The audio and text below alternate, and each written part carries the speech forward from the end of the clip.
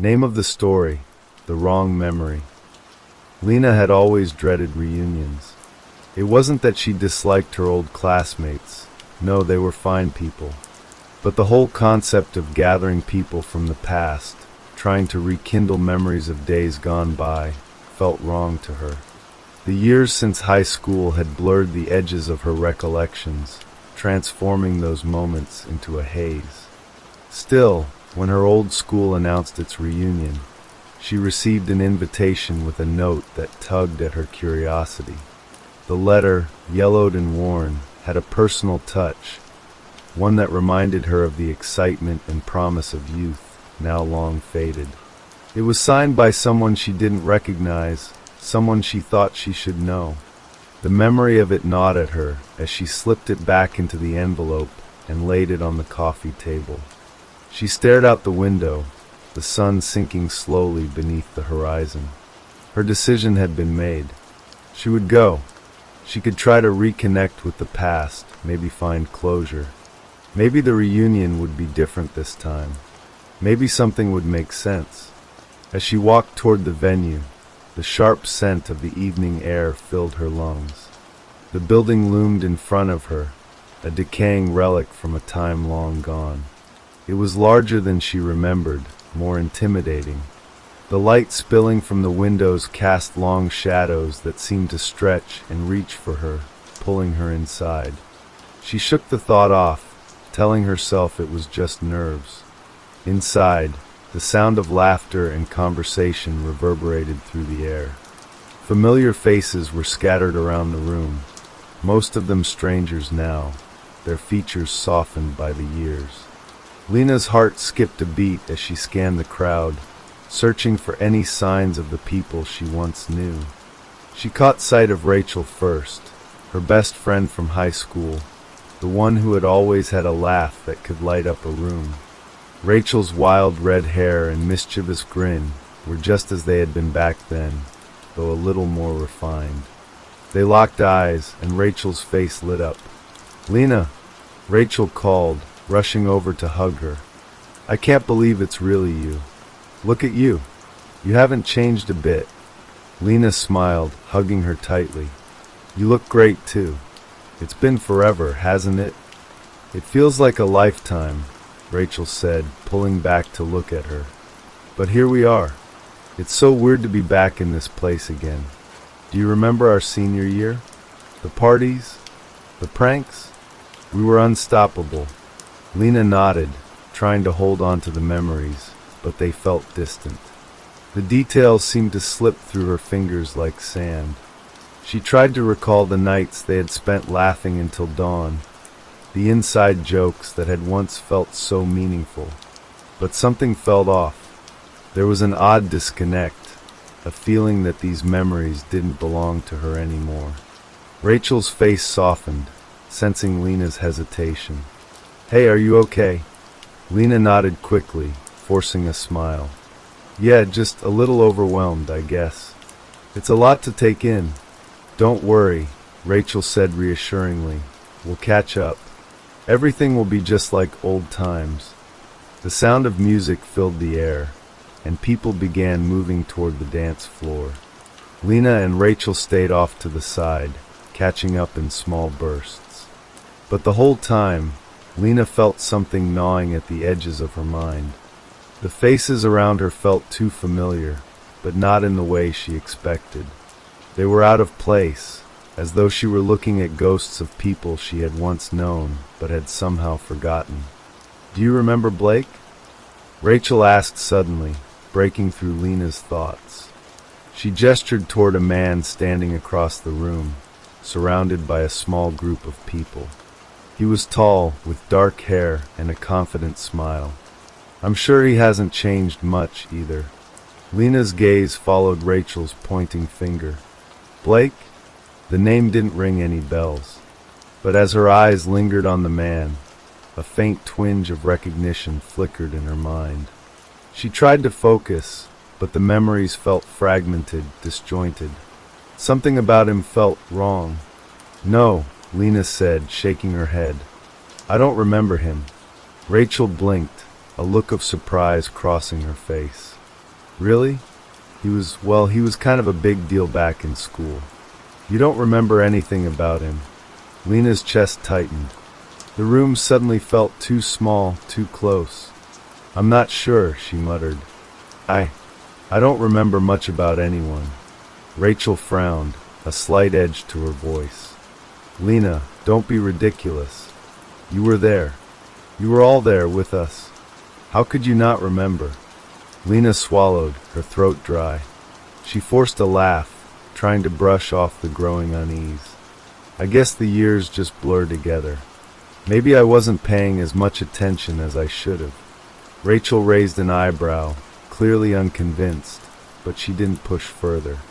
Instead, she smiled brightly, clapping her hands together. Well, we'll make new memories tonight. Trust me, it's going to be great. But Lena couldn't shake the feeling that something was terribly wrong. As she glanced around the room, the faces seemed to blur again, like they were shifting in and out of focus. The laughter, the conversations, everything felt muffled and distant, as though she were underwater. She excused herself from Rachel and wandered deeper into the crowd, searching for something, anything, that could bring her some clarity. Her footsteps echoed in the hall, bouncing off the walls in a way that made her skin crawl. In the corner of the room, she spotted someone else from her past, Ian. His wide, freckled face and messy brown hair were unmistakable. He had always been the quiet one, always on the fringes, never quite fitting in. But something was different about him now. His eyes, those familiar, kind eyes, were vacant. Empty. Lena's breath hitched as she walked toward him, her pulse quickening with every step. Ian hadn't been at the last reunion. Hadn't been to any of them. He had died years ago in a car accident. Her heart stopped, and for a moment, the world around her spun. Ian, she whispered, her voice barely audible. He turned slowly, a ghost of a smile playing on his lips. Lena, he said softly, long time no see. His voice, so calm, sent chills racing down her spine. I thought you. Lena couldn't finish the sentence. The words caught in her throat. Ian didn't seem bothered by her shock. He simply stared at her, as though the years hadn't passed, as though nothing had changed. What's wrong, Lena? You don't look like you recognize me. His gaze was steady, unnerving. Lena shook her head, taking a step back. I thought you were. Dead. Ian finished for her, a faint, almost mocking smile curling his lips. Funny, I don't feel dead. The room around her seemed to pulse, warping and shifting. The laughter, the music, everything faded into a distorted hum. I have to go, Lena stammered, her voice trembling. Ian's smile widened. You'll be fine, Lena. It's just a reunion. No need to worry about the past. But Lena couldn't shake the feeling that the past wasn't finished with her. Something had changed, and she was no longer sure if she was truly in the present, or if something far darker had begun to resurface. Lena's feet felt like they were cemented to the floor, her legs trembling with the weight of Ian's words. She tried to steady herself, to regain some semblance of control, but the air around her had thickened, pressing in like a suffocating fog. The walls of the room seemed to close in, and the faces of the people around her began to blur once more. Her breath came in shallow, panicked bursts. Ian, she whispered again, her voice wavering. What do you mean? How are you here? Ian's smile never faltered. His gaze held a strange intensity, one that made Lena's skin crawl. His eyes were wide, unnaturally bright, as though the world around him had lost all color, leaving only him to exist in this moment. You really don't remember, do you? Ian's voice was a low murmur, his tone calm and almost soothing. You've been trying to forget, but you can't, Lena. You can't forget the past. It's not as far behind you as you think. Lena recoiled, taking a step back. Her heart hammered in her chest, and her mouth went dry. The world around her seemed to shift again, the room warping into an unfamiliar shape, as if the space itself was bending under the weight of her confusion. For a moment, she felt dizzy, as though she might fall into some deep, endless chasm. But Ian's voice brought her back. "You remember now, don't you?" Ian pressed, his voice echoing in her mind. "You remember how it ended, how I died, but you also remember the moment before. The time we spent together before it all fell apart." The memories surged forward like a tidal wave, too fast, too overwhelming. Lena's hands shook as she tried to steady herself. She couldn't keep up with the flood of images. She saw flashes of Ian's face, his laughter in the hallways, the moments of deep conversations they'd had as teenagers. But then the memory darkened, twisting into something horrifying. The night of the accident. The crash. Ian's lifeless body sprawled across the pavement, blood staining the concrete. The images faded just as quickly as they had come, leaving Lena breathless and dizzy. She blinked, and when she opened her eyes again, the room seemed to return to its usual state. But the feeling of wrongness was still there, hanging in the air like a thick, invisible fog. Ian was still standing in front of her, his expression unchanged. "You remember now," he repeated softly as if coaxing her. "But the question is, why are you still here? Why did you come back to this place?" Lena's mind raced, her heart pounding in her chest. She tried to find her voice, but her words felt stuck, lodged in her throat. I don't know," she stammered. "I came to the reunion. I thought I could see everyone again. But something's wrong. This doesn't feel real." Ian's smile grew wider, the expression on his face taking on a strange, almost predatory quality. "It's never been real, Lena. Not for you. Not for any of us." Lena's breath caught in her throat. The room around her seemed to sway once more, and the once familiar faces of her classmates began to blur again. She felt a sharp, painful jolt in her chest, as though some thread connecting her to reality, was being torn apart. Her legs buckled beneath her, and she reached out for something to steady herself.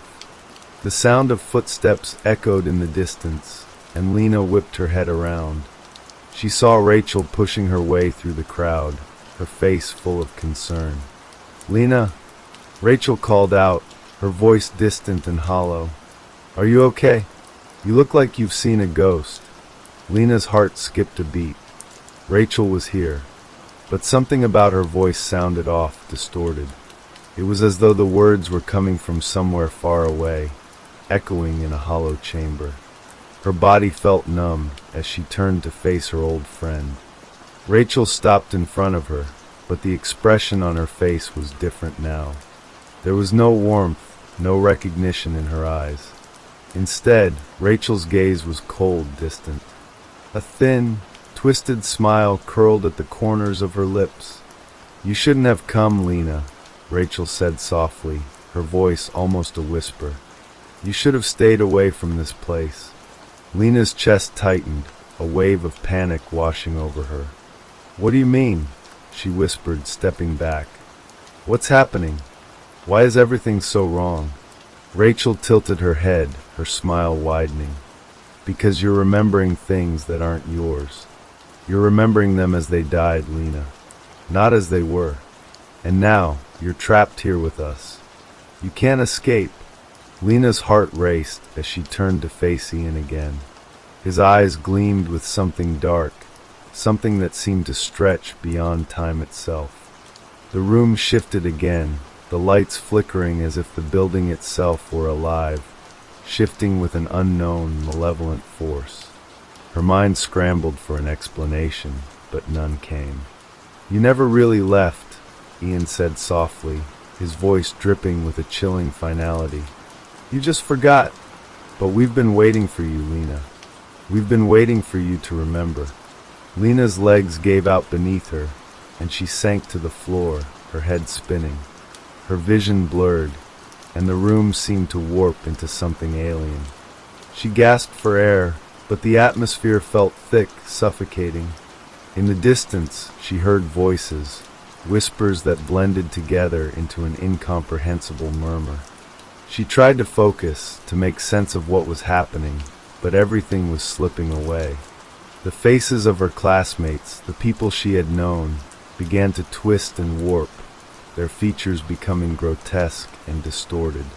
The laughter that had filled the room just moments ago was now a cacophony of strange, echoing sounds, growing louder and more insistent. Lena struggled to stand, but her body felt heavy, as though it were weighed down by something she couldn't see. Her vision swam, and she could feel her grip on reality slipping further away.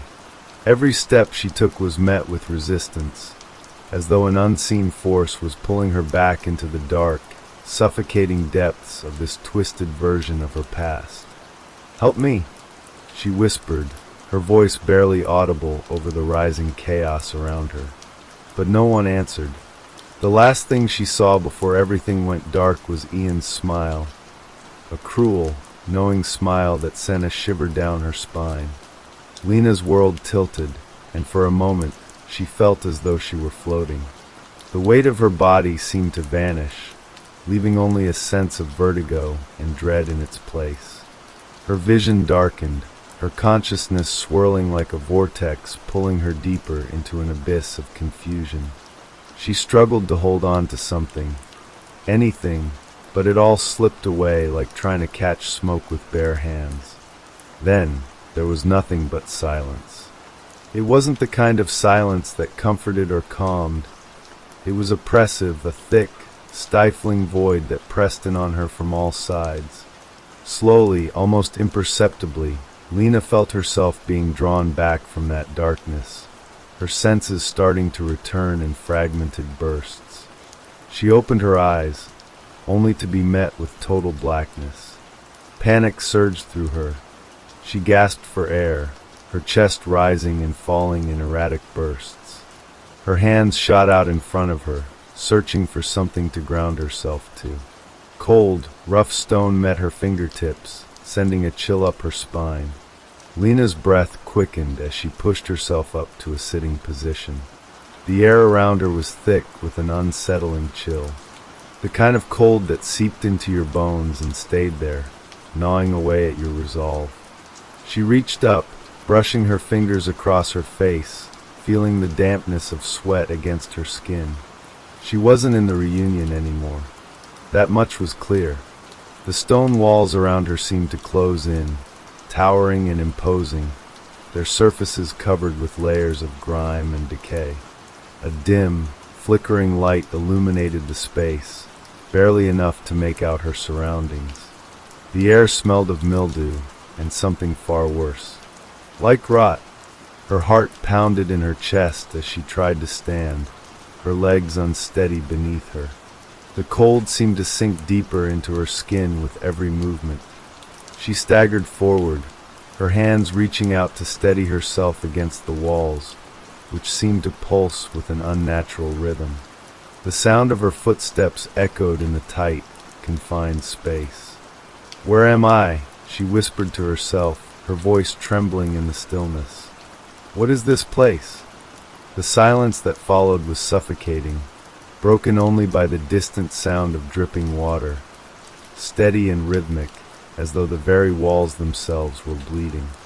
Her throat tightened, and she swallowed, the taste of fear sharp in her mouth. She took another step forward, her senses on high alert. The flickering light revealed just enough to show her that she was in some kind of underground corridor, lined with stone, like a forgotten dungeon. The floor was uneven, covered in patches of damp moss and dirt.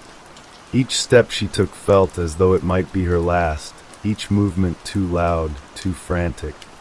And then, just as she thought she might break down, the silence shattered.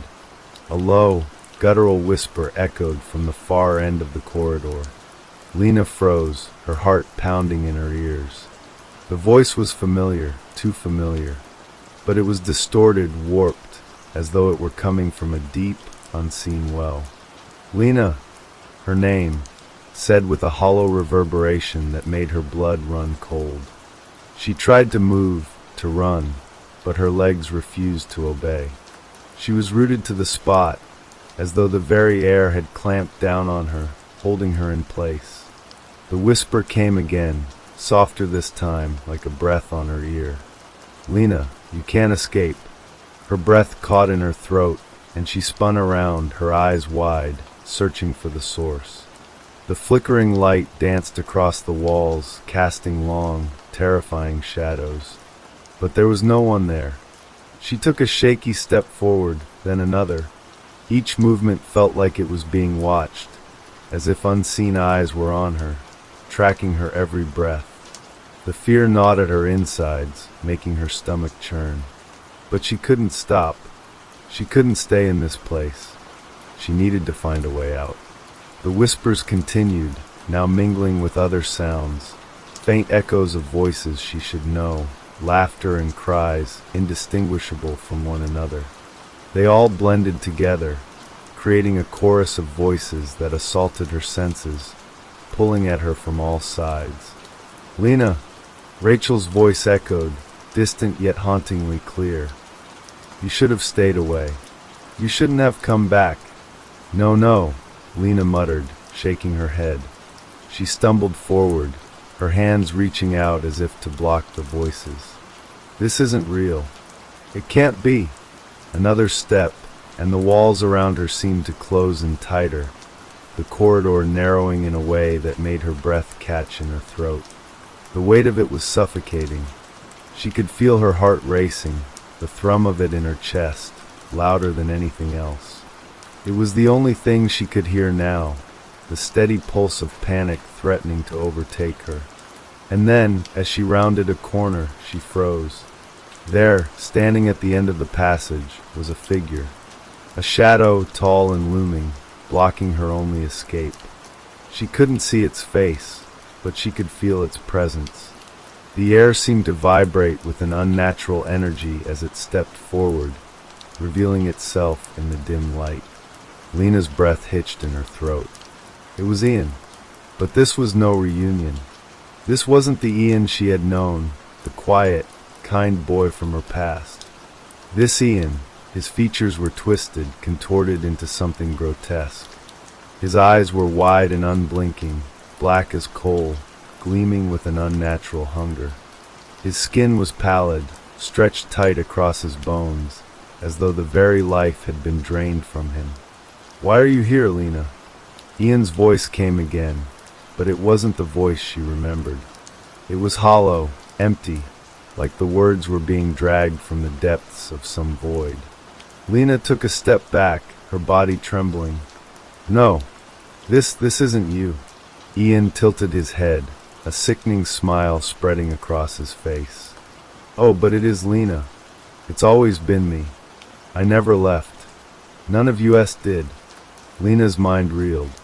The words didn't make sense, but they echoed in her mind, pressing against the fragile boundaries of her sanity. "What are you talking about?" she demanded, her voice raw, shaky. "You can't escape the past," Ian said, his voice growing colder. "Not now. Not ever." He took a step toward her, and Lena stumbled backward, terror flooding her every sense. "What do you want from me?" Ian's eyes gleamed in the dim light, his expression a twisted mockery of the boy she once knew. "You never really left, Lena. You're still here with us. You've always been here, trapped in your own memory, your own hell." Lena felt her breath falter. No, this can't be real." But Ian's smile only deepened. "You're already lost." Lena's heart pounded against her chest, each beat echoing in her ears like a drum of impending doom. The weight of Ian's words settled over her, suffocating her, drowning her in a tide of confusion and fear. She tried to move, to run, but her legs refused to cooperate, her body heavy and unresponsive. The corridor seemed to stretch endlessly in front of her, an oppressive tunnel with no end in sight. Ian took another step toward her, and this time, Lena did not retreat. Her mind screamed for her to flee, but there was no escape. She could feel it in the air, the pull of something darker, something ancient, and it was drawing her closer to the heart of this nightmare. "Please," she whispered, her voice weak, trembling. "Please let me go." Ian's smile faded, replaced by a look of cold, empty understanding. "You don't get to leave, Lena. Not until you remember everything." "Remember what?" she cried, her voice rising, desperate. "I don't know what's happening. I don't know where I am or why I'm here. I don't know what you want from me." Ian's form seemed to blur for a moment, his edges wavering like smoke in the wind. But when he spoke again, his voice was colder, more guttural. "You've always known. You just don't want to admit it." Lena's mind reeled, her thoughts a tangled mess of fear and fragmented memories. She tried to steady herself, to push through the thick fog clouding her mind, but it was as if the walls themselves were closing in, forcing her into this unholy space. The air was oppressive, choking, as if it carried the weight of every wrong choice, every forgotten regret. I can't remember," she whispered, her hands shaking at her sides. "I can't remember any of this." The lights flickered once more, casting long, distorted shadows that stretched across the walls, making the corridor seem even more endless, more confining. The whispers returned, louder now, coalescing into a cacophony of voices that bounced off the walls, swirling around Lena. They seemed to come from all directions, their words indistinguishable, but carrying an undeniable sense of urgency, of warning. And then, through the chaos, one voice broke through the noise, clear and unmistakable. "Lena!" It was Rachel.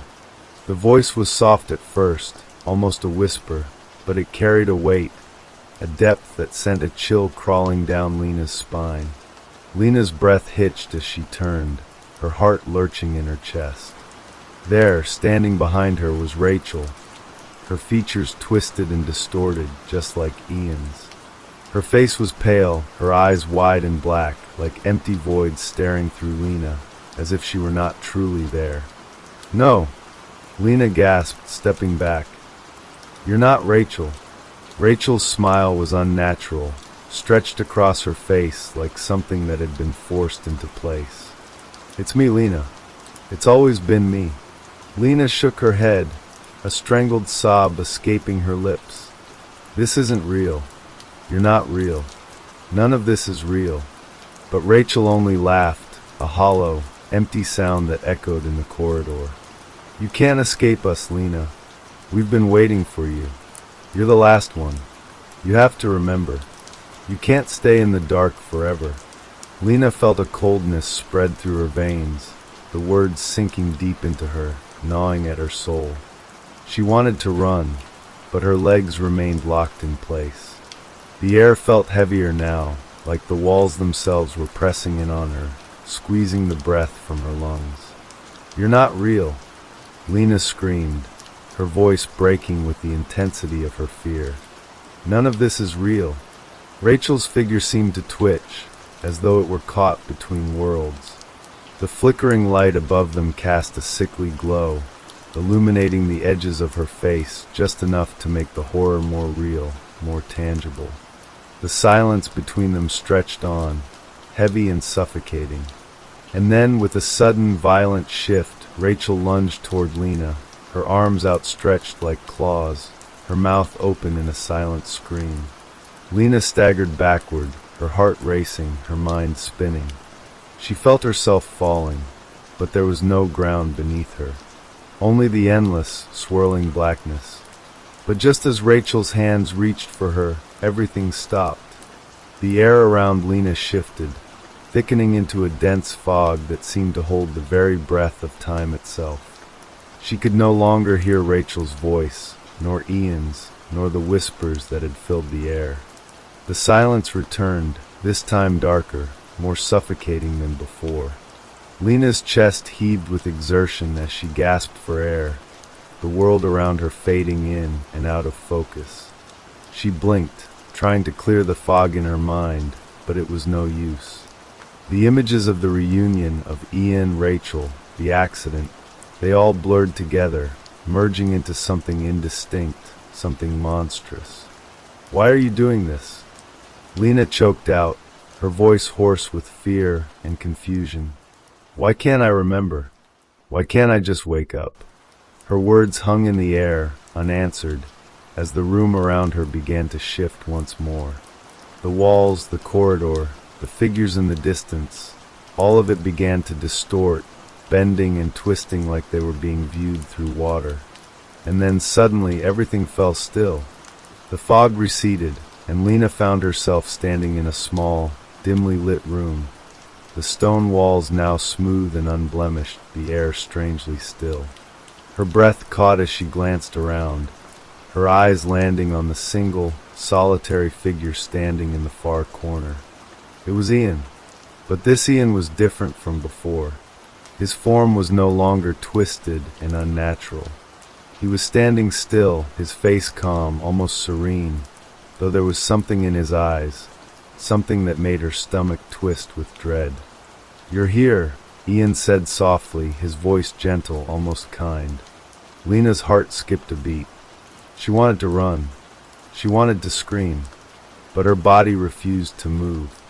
She was rooted to the spot, her body betraying her, her fear paralyzing her. "Where am I?" she whispered, her voice barely a breath. "What is this place?" Ian's smile was small, knowing. "This is the place where it all ends, Lena. The place where everything you've tried to forget is waiting for you." Lena's mind reeled. She wanted to scream, to run, but the words that escaped her mouth were only a faint echo of her true thoughts. "What do you mean?" "You know," Ian said simply. "You've always known." And then the world around her began to darken again, the edges of the room fraying, as if the very fabric of reality were coming undone. The ground beneath her feet started to give way, and she felt herself falling once more, falling into the darkness that seemed to swallow everything whole. "Remember, Lena," Ian's voice echoed one final time, fading into the abyss. Lena's body jolted awake, her eyes snapping open, her breath ragged and shallow.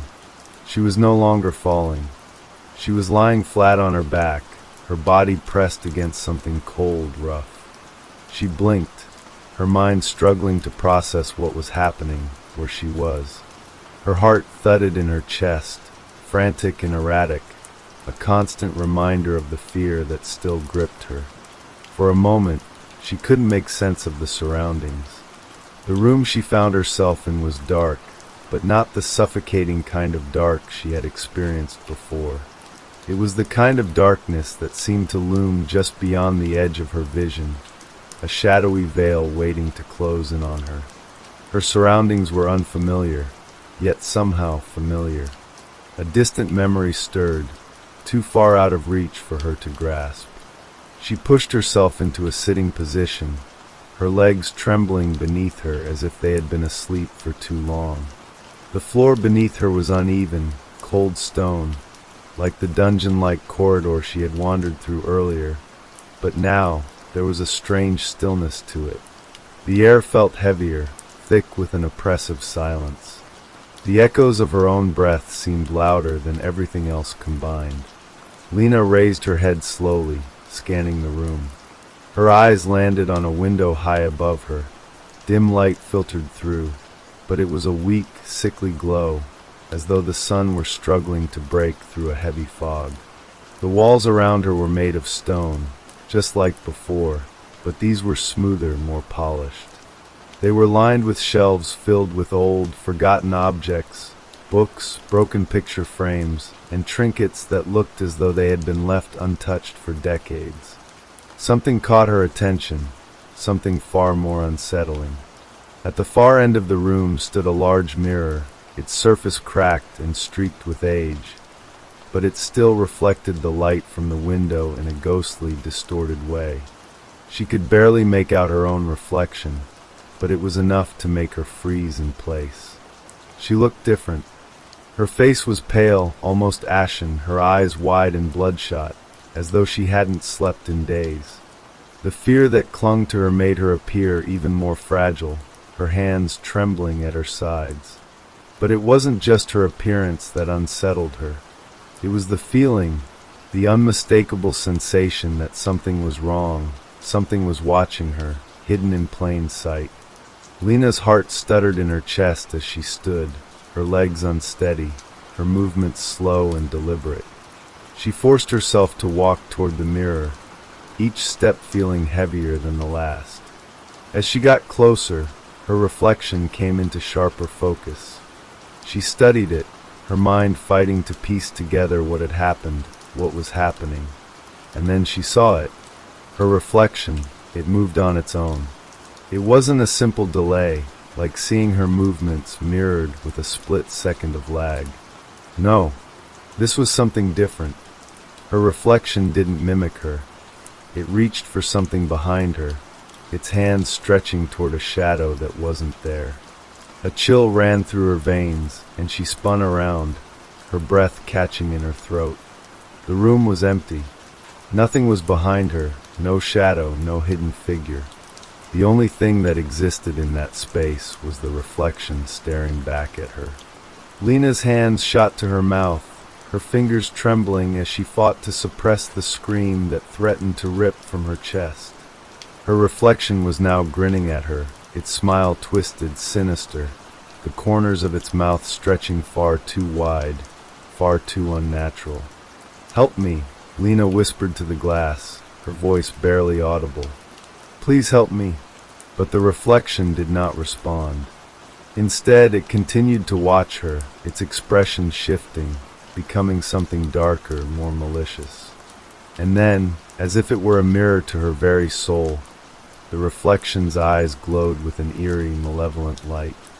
The dark shadow that had reached for her earlier was no longer a distant presence. It was now right behind her, closing in. Lena took a shaky step back, her eyes never leaving the reflection. But no matter how she moved, the reflection stayed rooted in place, as if it had been waiting for her to make the first move, as if it were the true master of the space. The sound of whispers began again, low and distant at first, but they grew louder, more insistent. The voices swirled around her like a storm, blending together in a cacophony of muffled words that made her head spin. Each voice seemed familiar, like fragments of memories she had long buried, locked away in some corner of her mind. She covered her ears, trying to block them out, but the voices only grew more intense. "Lena, remember, don't you see? She's waiting for you." The voices all converged on one name, Rachel. The realization hit her like a punch to the gut. The image of Rachel's face, twisted and horrifying, flashed before her eyes. Rachel was supposed to be dead. She had been one of the victims in that crash. How was it possible that she was here now, in this place, in this twisted reflection? The memory of the accident flooded back, the screech of tires, the blinding lights, the sharp pain as the world turned upside down. Rachel had been sitting beside her in the car when it happened. But what had happened to her? Was Rachel's death just another lie, another piece of the puzzle that didn't fit? "Lena," a voice whispered, soft and almost pleading. She spun around, but once again no one was there. It was just the echoes of her mind, playing tricks on her. Her heart thundered in her chest as she turned back to the mirror, her breath ragged. The reflection of herself stood there, but now her eyes were no longer her own. They were black, like the eyes of the others, Rachel, Ian. Eyes that seemed to see into her very soul, pulling her into a darkness that felt too real to escape. She stumbled back, fear crawling under her skin like insects, her entire body trembling. There was only one thing that mattered now, escape. With trembling hands, Lena turned and rushed toward the door. It was small, old, and made of heavy wood, but it felt like a lifeline, like the only way out of the madness that threatened to swallow her whole. She gripped the doorknob, her heart pounding as she twisted it. It didn't budge. The door was locked. "Please," she whispered, her voice breaking. "Let me out of here." But the room remained silent, the mirror still reflecting the twisted version of herself. The whispers continued to swirl in the air, louder now, more insistent. And in that moment, Lena realized with a sinking feeling in her chest that the worst thing wasn't being trapped here. The worst thing was that she didn't know if she had ever left.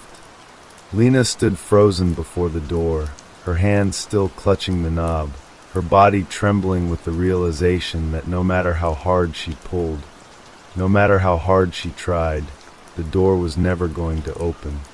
The room around her seemed to close in, the walls pressing tighter, as though they were conspiring to keep her trapped in this nightmare. Her reflection in the mirror had not moved since she'd tried to open the door. It stood still, watching her with those hollow black eyes, its smile stretched unnaturally wide. It wasn't her. She knew it wasn't. It was something else, something that was growing stronger with each passing second, feeding on her fear. Lena's breath came in short, panicked gasps as she backed away from the door, her eyes darting around the room for another way out. There was nothing. No windows, no other doors, just the cracked mirror, the shelves filled with forgotten items, and the looming darkness that seemed to swallow everything whole. The whispers returned, filling her mind, drowning her in their dissonance. "Lena, you're not alone." The words drifted in and out of her thoughts, like echoes from a faraway place. They felt like a warning, a prophecy she couldn't avoid. She could feel something pressing down on her chest, making it hard to breathe, to think. The walls felt as though they were closing in with a relentless, suffocating force, and the more she tried to make sense of it all, the more tangled her mind became. "Help me," she gasped, looking desperately at the mirror, the reflection still watching her with that twisted, mocking smile. But the reflection did not respond. In a moment of blind panic, Lena turned and rushed toward the farthest corner of the room, hoping for some kind of release, some way to break free from the suffocating grasp of this place. She stumbled over the objects scattered on the floor, the trinkets and books that lay forgotten in the dust, until her foot hit something solid. She fell to her knees with a sharp gasp, her hands scraping the stone floor as she tried to catch herself. Her heart raced as she looked down to see what she had tripped over. A small, leather-bound book lay in front of her, its edges frayed with age, its cover covered in grime and dust. It looked like something someone had abandoned long ago, left behind in the chaos of time. For a moment, she simply stared at it, unsure whether to touch it, unsure if it would offer any answers or only lead her deeper into madness. But then, something inside her stirred. The whispers had quieted for a moment, and she felt as if this book, this forgotten relic, held the key to something vital to understanding why she was here, why she was trapped in this nightmare. She picked it up with trembling hands, wiping away the dust that had settled on its surface. The moment she touched it, the room seemed to shift. The air grew colder, the darkness pressing in from all sides. She opened the book, her eyes scanning the first few pages. It was written in a language she didn't recognize, strange symbols, looping scripts, as though the words were foreign to her, yet somehow familiar. She flipped through the pages, growing desperate, trying to make sense of the incomprehensible text. And then, near the end of the book, she found something that sent a chill down her spine. There, scrawled in the same strange language but with an added clarity, was a name, Lena. Her name. It was followed by a series of phrases, disjointed and fragmented, like a prayer, a chant, something meant to invoke something. Lena's hands shook as she read the words aloud, her voice barely a whisper in the suffocating silence of the room. The moment the last word left her lips, everything around her shifted. The world seemed to crumble, the room bending and warping as though it were made of paper. The walls twisted like vines, the stone flooring began to ripple like water, and a cold wind howled through the room. despite the lack of any windows. Lena stumbled back, her mind reeling as the room turned into something unrecognizable. It was no longer just a room. It was a space between spaces, a threshold where the rules of reality no longer applied.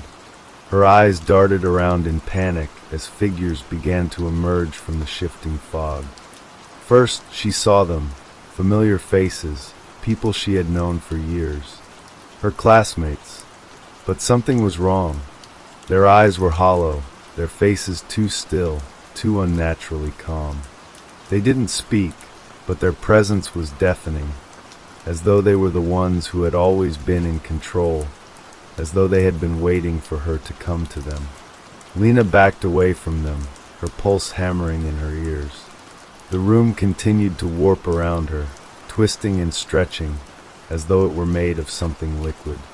She felt as though she were drowning in the very air, suffocating under the weight of the memories that seemed to consume her. "Help me," she gasped, but her words were drowned out by the growing silence. The classmates remained motionless, watching her with eyes that seemed to see through her, as if they had already decided her fate. A sudden, sharp pain pierced her head, and she collapsed to her knees, clutching her skull as a vision flooded her mind. She saw it, the accident. It came rushing back in an overwhelming torrent of images. The blinding lights, the deafening screech of tires, the glass shattering, the twisted metal. Her mind, her body, everything had been ripped apart in that moment. But there was something more, something she had forgotten, something that had been hidden from her. A shadow moved through the wreckage, hovering above her, watching her with eyes that glowed with an unnatural light. It was Ian. But it wasn't just Ian. It was something else, something dark and ancient, something that had existed long before Lena had ever been born. It was the same thing that had haunted her since the reunion, the thing that had twisted the faces of her classmates and pulled her deeper into this nightmare. It was death. "You're not meant to be here," a voice whispered in her ear, so close that she felt the coldness of it against her skin. Lena's breath caught in her throat. She wanted to scream, to cry out, but the words caught in her chest, strangled by the weight of the vision. The shadow loomed over her, its form indistinct, but its presence unmistakable. "You were never supposed to survive," it hissed, its voice like 1,000 whispers all speaking at once. "You've forgotten the truth, but you can't escape it. You will remember. You will pay." And then, everything went black. Lena's mind swirled in an ocean of darkness, her consciousness drifting in and out like a lifeless body tossed by waves. She was lost, no longer in control, no longer sure of where she ended and the nightmare began. The blackness surrounded her, suffocating, and for what felt like an eternity, she floated in this empty void, her body numb, her thoughts scattered like leaves in a storm.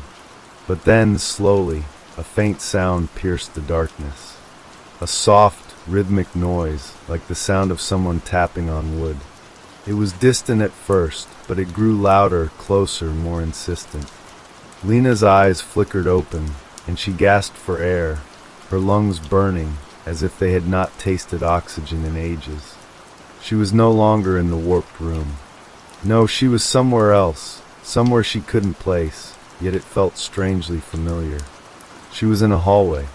It was dimly lit, the only source of light coming from the flickering bulb at the far end. The walls were cracked and peeling, and the floor was littered with dust and debris. The air was stale, thick with the scent of mildew and rot. It was a forgotten place, a place lost to time. And yet, Lena's heart raced as if she had been here before, though she couldn't remember when or why. Her feet felt heavy as she stepped forward, her body still weak from the nightmare that had engulfed her. The sound of tapping continued, growing louder with each passing second. It wasn't a person's hand against wood. No, it was something much more unsettling. It was a tap, tap, tap, but it was uneven like the rhythm of a broken clock. Lena hesitated, her pulse quickening. She knew deep down that she shouldn't follow the sound. It felt wrong, like a warning she couldn't ignore. But curiosity and a sense of deep dread propelled her forward. The hallway seemed to stretch on forever, the walls narrowing as if they were closing in on her. Her footsteps echoed in the silence, a sound so loud that it felt as if the entire hallway could hear them. And then she saw it. At the end of the hall there was a door. It stood open, slightly ajar, revealing nothing but darkness beyond. The tapping sound grew louder still, now unmistakably coming from within that room. Lena's hand instinctively went to her chest, where her heart was hammering against her ribs, but she couldn't stop herself. She had to know what was inside. As she moved closer, a voice called out from the darkness, a low, gravelly whisper that sent a shiver down her spine. Lena. It was a voice she recognized. Rachel. But it wasn't Rachel. Not anymore. The voice was distorted, warped, like it had been torn from the depths of something far more sinister. It wasn't just a voice. It was an invitation, a command, pulling her into the darkness. Lena stopped just outside the door, her heart thudding painfully in her chest. The darkness beyond the threshold felt alive, like it was watching her, waiting for her to step closer. The tapping stopped, replaced by the sound of breathing, slow, deliberate, as though someone or something was waiting for her. Rachel? Lena called out, her voice trembling. Is that you? There was no answer. The air grew colder, the shadows in the room deepening, stretching out like tendrils. Lena's fingers brushed against the doorframe, and she could feel it, the pulse of something ancient, something that had been waiting for her. The sense of déjà vu grew stronger, more insistent. She had been here before. She had to have been. With trembling hands, Lena pushed the door open wider, stepping into the darkened room. The room was small, claustrophobic, with no windows, just four bare walls that seemed to close in on her as soon as she entered. At the center of the room was a wooden chair, worn and splintered from age. It was facing the wall, as though someone had been sitting there for a long time, watching the shadows. And on the floor, scattered around the chair, were objects, pieces of her past. A broken picture frame, a faded photograph, a torn piece of paper with her handwriting.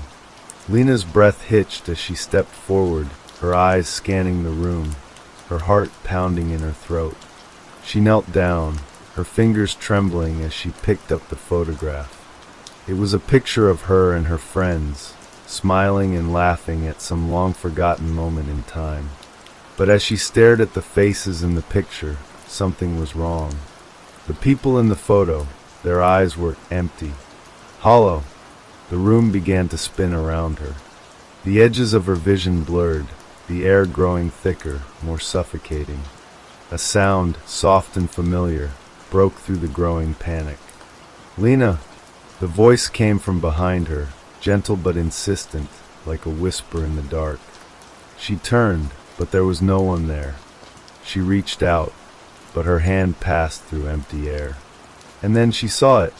In the corner of the room, emerging from the darkness, was a figure, a shadow, a silhouette that was too tall, too stretched. Its form seemed to distort and shift with every blink of her eyes, but its eyes, those black, hollow eyes, were unmistakable. It was Rachel, or at least it looked like Rachel.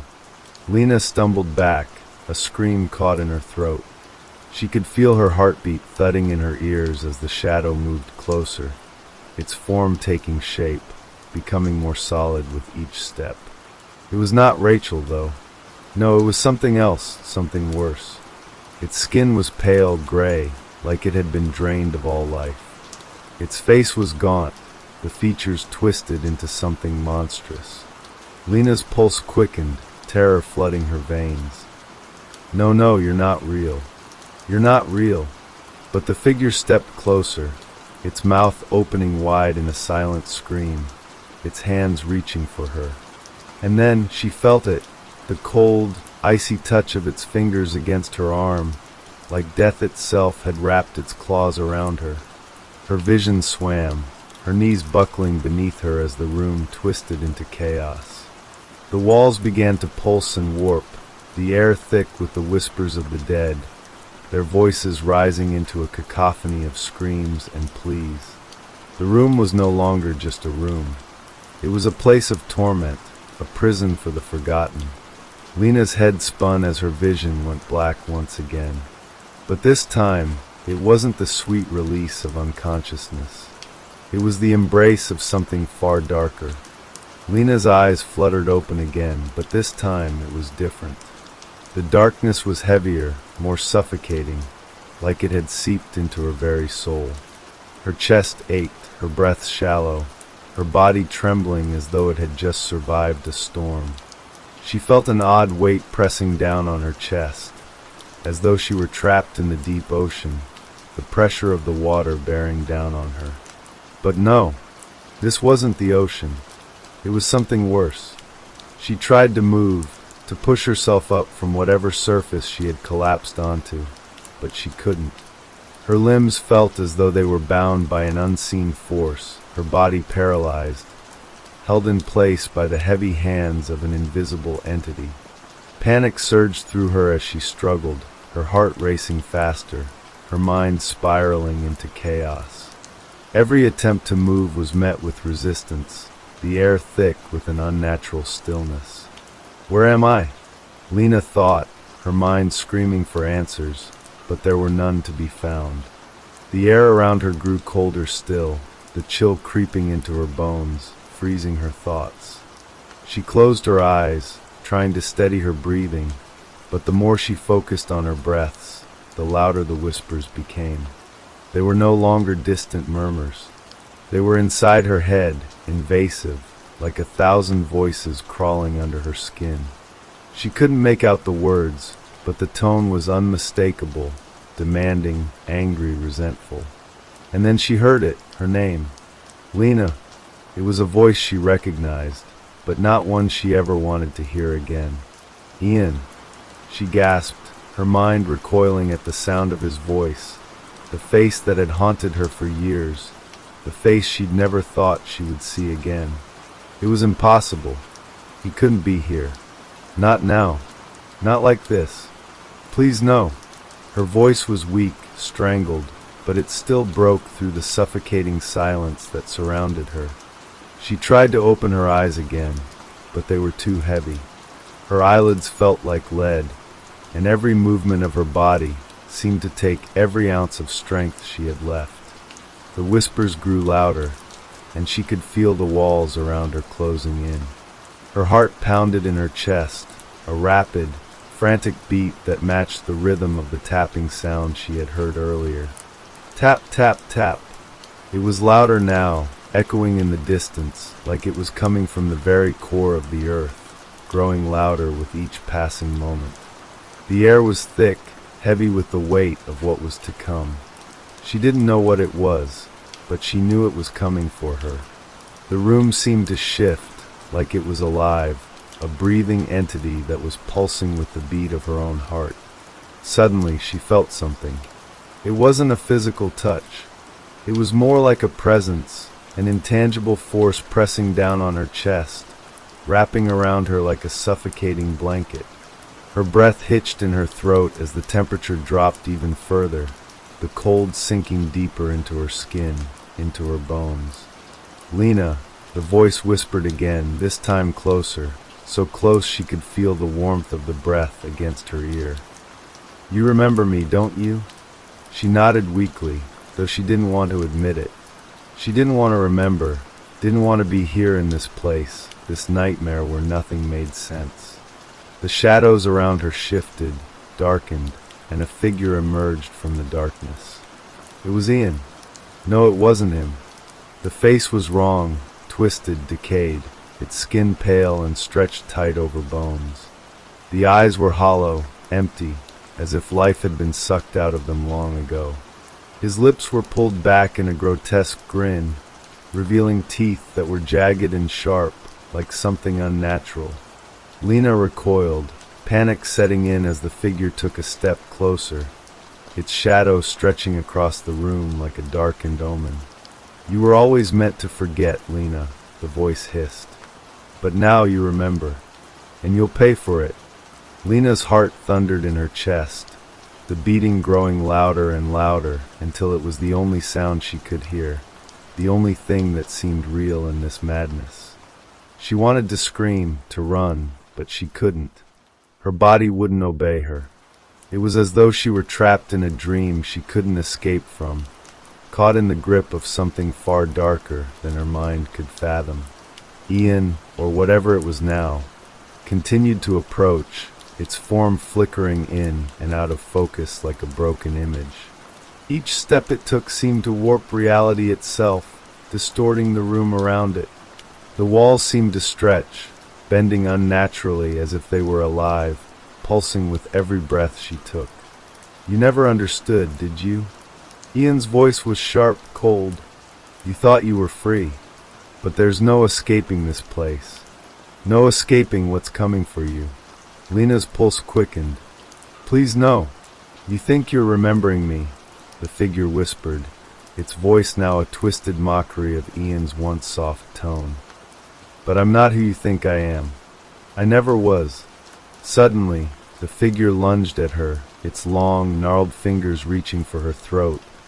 But before it could make contact, Lena's body reacted.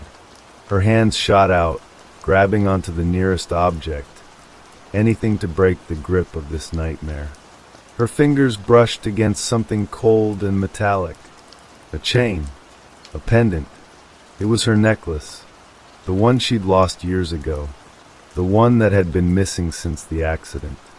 The moment her fingers touched it, a flash of memory exploded in her mind. A memory of the car crash, the sound of the tires screeching, the blinding headlights, the explosion of glass, the crushing metal. And there, standing in the middle of the wreckage, was Ian. His face, his real face, was staring down at her, lifeless, his body mangled and broken beyond recognition. The memory hit her like a wave, crashing over her with the force of 1,000 storms. She had been there. She had seen him die. She had been the one who had survived. The realization shattered her. The truth was impossible to ignore now. The figure before her wasn't Ian. It couldn't be. Lena's body finally responded. She kicked out, pushing herself back, away from the figure, the weight of the revelation crashing down on her. But before she could escape, the figure's voice rang out, cold and final. "You can never outrun the truth, Lena." The darkness surged, swallowing everything around her. And just before it consumed her entirely, she felt herself fall into the void, into the nothingness that had been waiting all along. Lena's world plunged into blackness, the void swallowing her whole. She was falling, her body weightless, suspended in an endless, suffocating dark. It was like being submerged in the deepest depths of the ocean, the pressure crushing, the cold so intense that it seemed to freeze her very soul. She couldn't breathe. She couldn't move. All she could do was fall, endlessly, into the depths of oblivion. But as she fell, she began to hear it again, the whispers.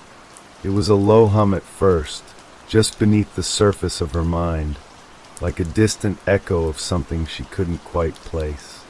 But the more she focused on it, the clearer it became. The voices were growing louder, more distinct. They weren't just whispers. They were words. "Lena." The voice came from everywhere and nowhere at once, surrounding her, drowning her in its insistent call. It was cold, hollow, like the breath of a ghost brushing against her skin. "Lena," it said again, and this time she knew. She knew it wasn't just a whisper. It was the voice of someone who had died, someone she had known. She opened her eyes, though she didn't know how she was able to. And what she saw made her wish she hadn't. She wasn't falling anymore. She was back. The room was different now. The walls, once warped and distorted, were now smooth and pristine. as if the nightmare had never happened. But something was wrong. The air was thick, heavy with a presence that chilled her to the bone. It wasn't the room she had woken up in earlier. No, this place was much worse. It was too clean, too perfect. A sterile, suffocating environment. And then she saw them. Figures standing at the far end of the room, their faces obscured by shadows. They were tall, their bodies unnaturally still like statues. Lena couldn't move. Her body was frozen, her heart pounding so loudly she thought it would shatter her chest. "Don't look at them," a voice whispered, breaking through the fear clouding her mind. "Don't look at their faces." Lena turned slowly, her body refusing to cooperate, her mind screaming for her to turn away. But it was too late. Her eyes were already locked onto the figures, their forms now coming into focus. She knew them. They were her classmates, but not the way they should have been. Their faces were wrong, twisted, distorted, as though their very existence had been altered, reshaped by something that could not be comprehended. Their eyes were wide open, but there was nothing in them, no life, no soul. They were just empty, hollow husks of people she once knew. "Rachel," Lena whispered, her voice breaking. She could barely get the name out, but she couldn't help it. It was Rachel, wasn't it? One of the figures, tall, with dark hair and sharp features, stepped forward, its gaze never leaving hers. It was as though it knew her, knew every inch of her being. The figure's lips curled into a smile, but it wasn't a friendly smile. It was a grin, a cruel and twisted expression that made her skin crawl.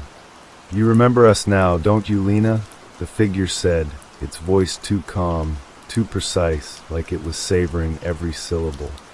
"You remember us from the accident. You remember us dying." Lena's breath caught in her throat as the memory slammed into her, unbidden, chaotic. The crash, the screams, the twisted metal, the blood. But that wasn't the only thing that came flooding back. There was something else, something darker, more sinister. The accident hadn't been just an accident.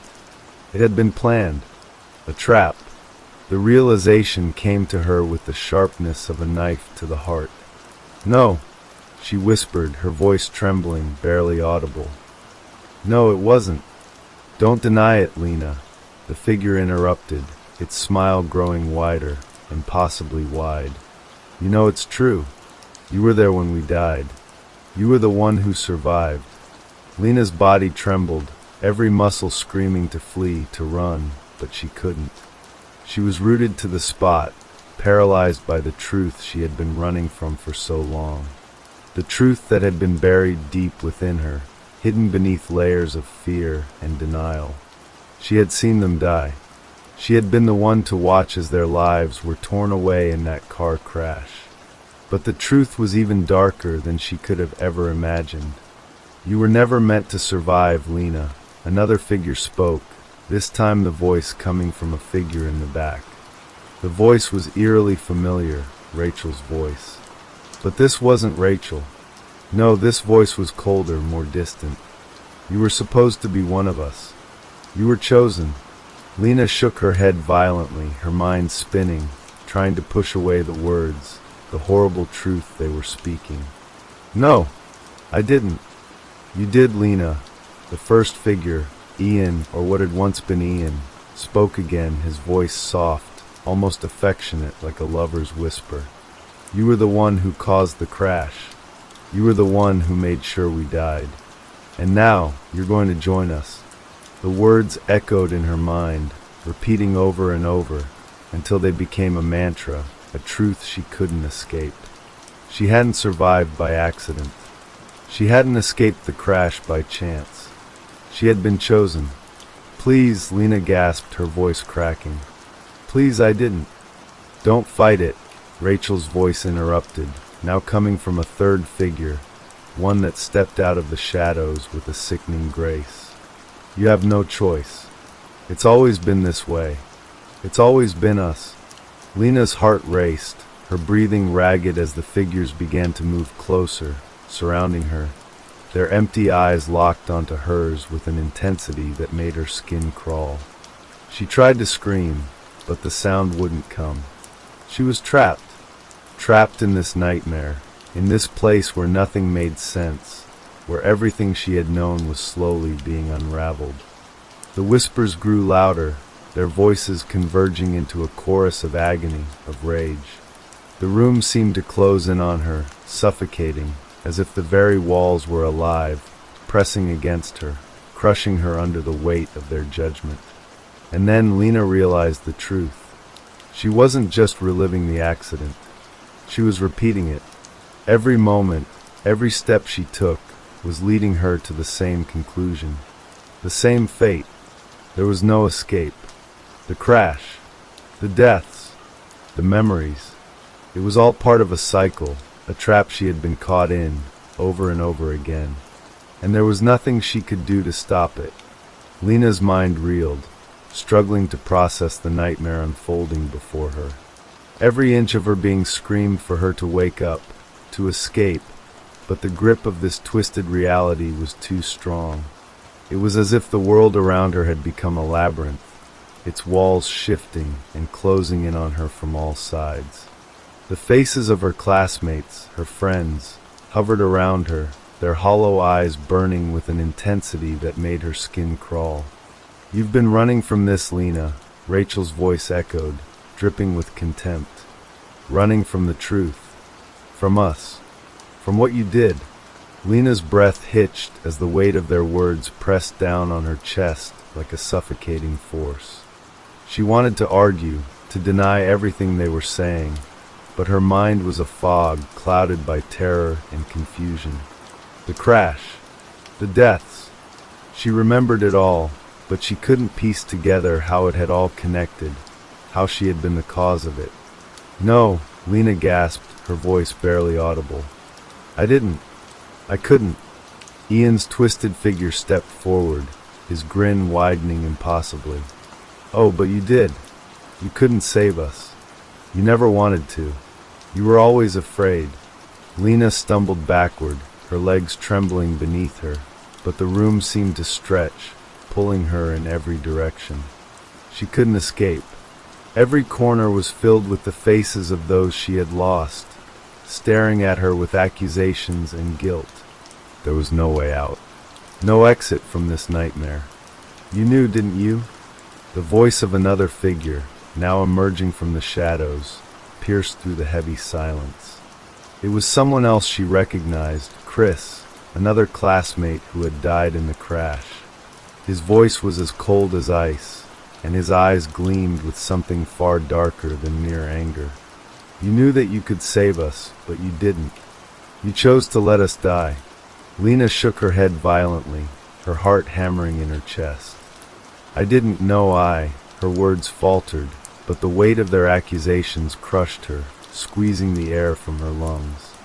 She was suffocating, drowning in the guilt, the lies she had been telling herself for so long.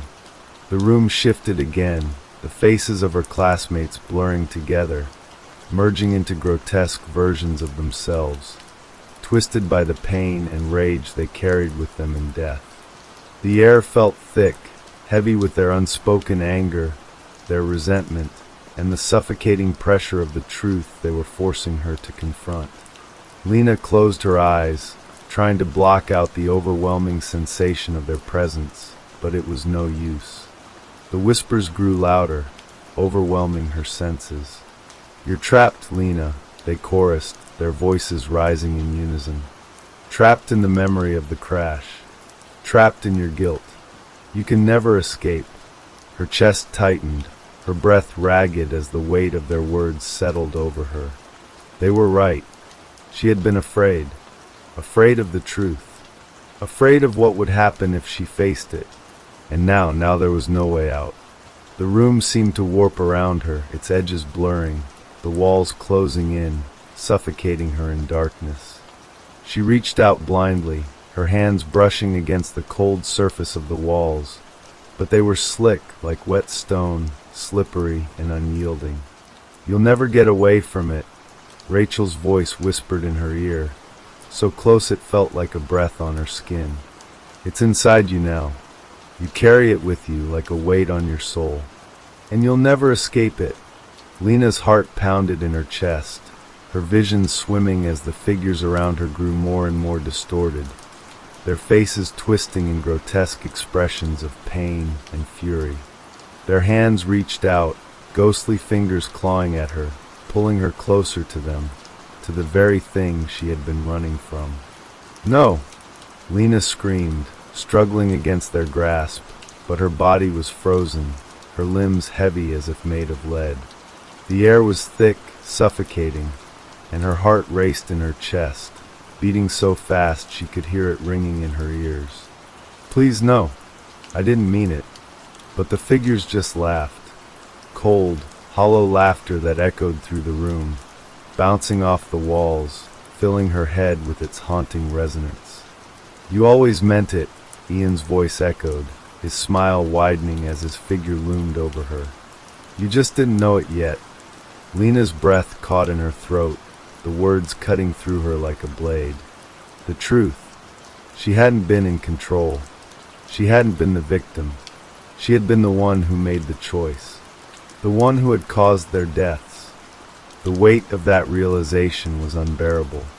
It crushed her, folding her inward, collapsing her entire existence into this one moment. The one moment where everything she had known, everything she had believed, was torn away, leaving her raw and exposed. The figures stepped closer, their faces twisted into snarls of anger, their hands reaching for her, dragging her into the very heart of her guilt, her shame. Lena could feel their cold fingers brush against her skin, each touch like ice against her flesh, sending a chill through her very bones. "Now you'll join us," Rachel's voice whispered, her tone laced with finality. "You'll never be free." "You're ours, Lena." Lena screamed, her mind shattering under the pressure, but no sound escaped her lips. Her body was paralyzed, frozen in place, her soul trapped within this nightmare. The faces of her classmates, twisted and distorted by death, loomed over her, their eyes accusing, their hands pulling her closer, dragging her down into the darkness where there would be no escape. And then, just as Lena thought she would be swallowed whole, the darkness receded, leaving her gasping for air. She was no longer in the room with the figures. She was no longer surrounded by their accusing eyes. But she wasn't free. Lena opened her eyes, her breath ragged, her heart pounding in her chest as the real world slowly came back into focus. But it was wrong. The world around her was distorted, fractured, like looking through cracked glass. The familiar faces were no longer the people she remembered. They were distorted too, twisted, decayed like ghosts of the past.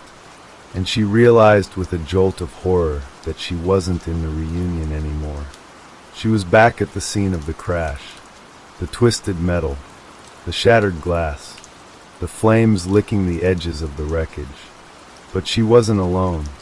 They were all there, her classmates, the faces she had seen in the reunion, their bodies now mangled and broken, staring at her with hollow eyes. And once again, Lena realized there was no escape. Lena's heart pounded in her chest as the twisted scene unfolded before her. The once familiar faces of her classmates, now mangled and disfigured, loomed in the wreckage of the crash site. The smoke from the burning car swirled around her, thick and choking, as the acrid scent of burnt rubber and flesh filled the air. She could see their eyes, those hollow, dead eyes, staring at her with an intensity that made her stomach turn. She wanted to scream, to run, but her body wouldn't move. She was frozen, her feet planted to the ground, as though the very earth beneath her had become one with her skin. She could feel her breath coming in shallow gasps, her lungs struggling to draw in air as panic gripped her chest. "No," she whispered, her voice trembling, but it was drowned out by the deafening silence that hung in the air. Her classmates, her friends, were dead. She had seen it happen. She had been there. She had witnessed the moment they took their last breath. But they weren't supposed to be here. Not like this. Not in front of her. The darkness in the scene seemed to close in, suffocating her, pressing against her chest until she thought she might break. The faces of the dead shifted, their eyes never leaving her, as if they were waiting for something. For her to remember. For her to admit the truth. "You did this," Rachel's voice echoed through the thick haze, as cold and cruel as it had been in the reunion. "You were the one who chose to survive. You were the one who—" "I didn't want to," Lena gasped, her throat constricting. "I didn't mean to hurt anyone. I swear." But her voice broke off, strangled by the crushing weight of the truth that pressed against her mind. She had tried to save them.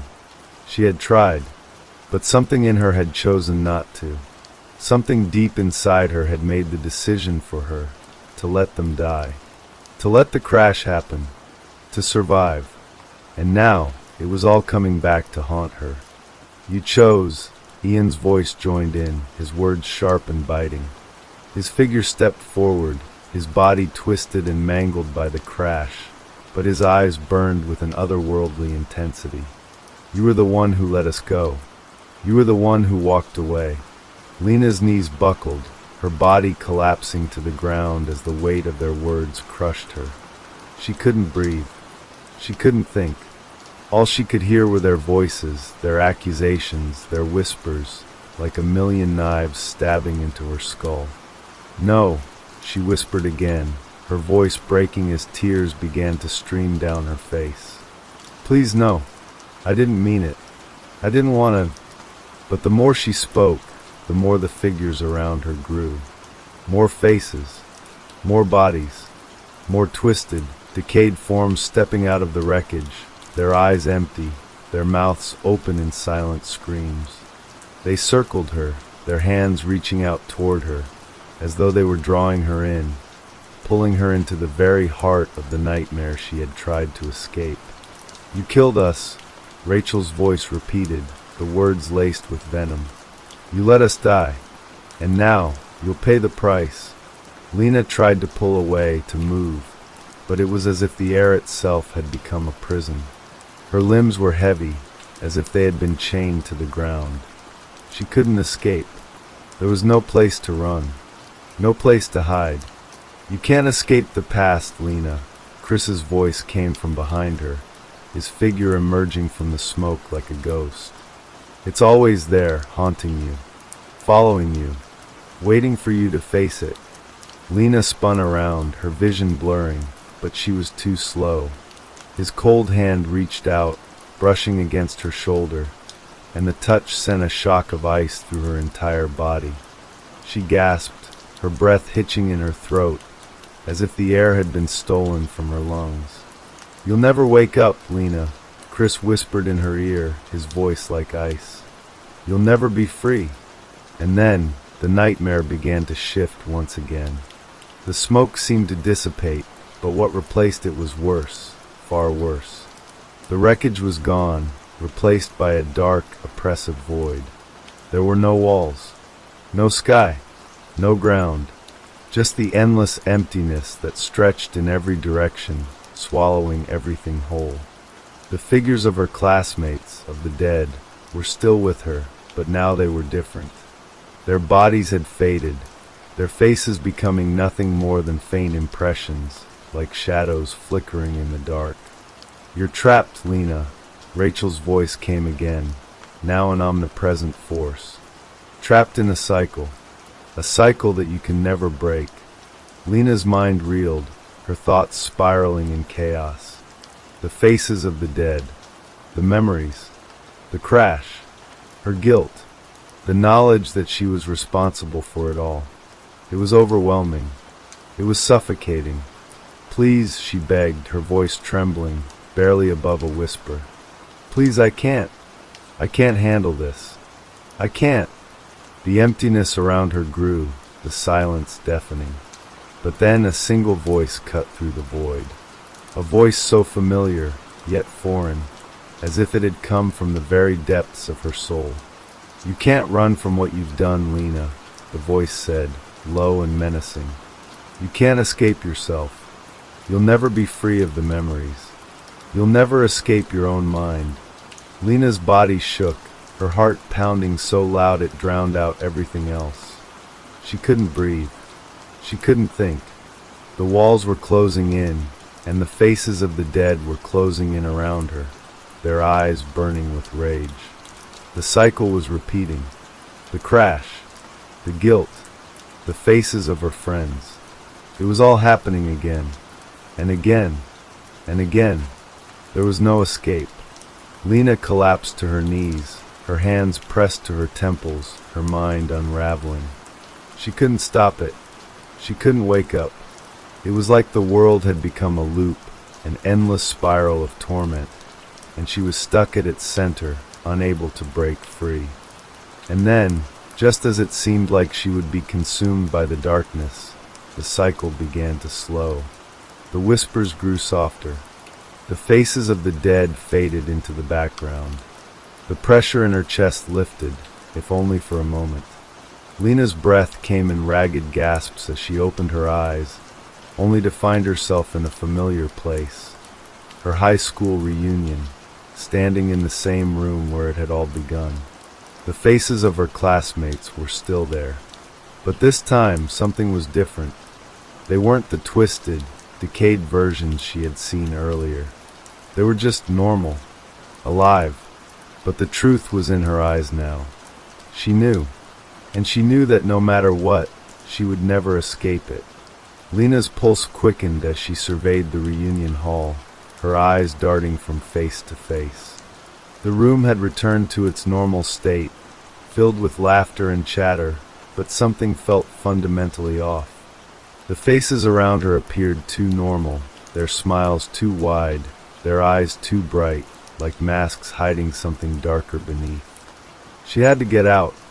She had to leave this place before the memories consumed her again, before the nightmare took over once more. But there was no exit. The doors she had walked through earlier had vanished, leaving only the thick, suffocating air of the room.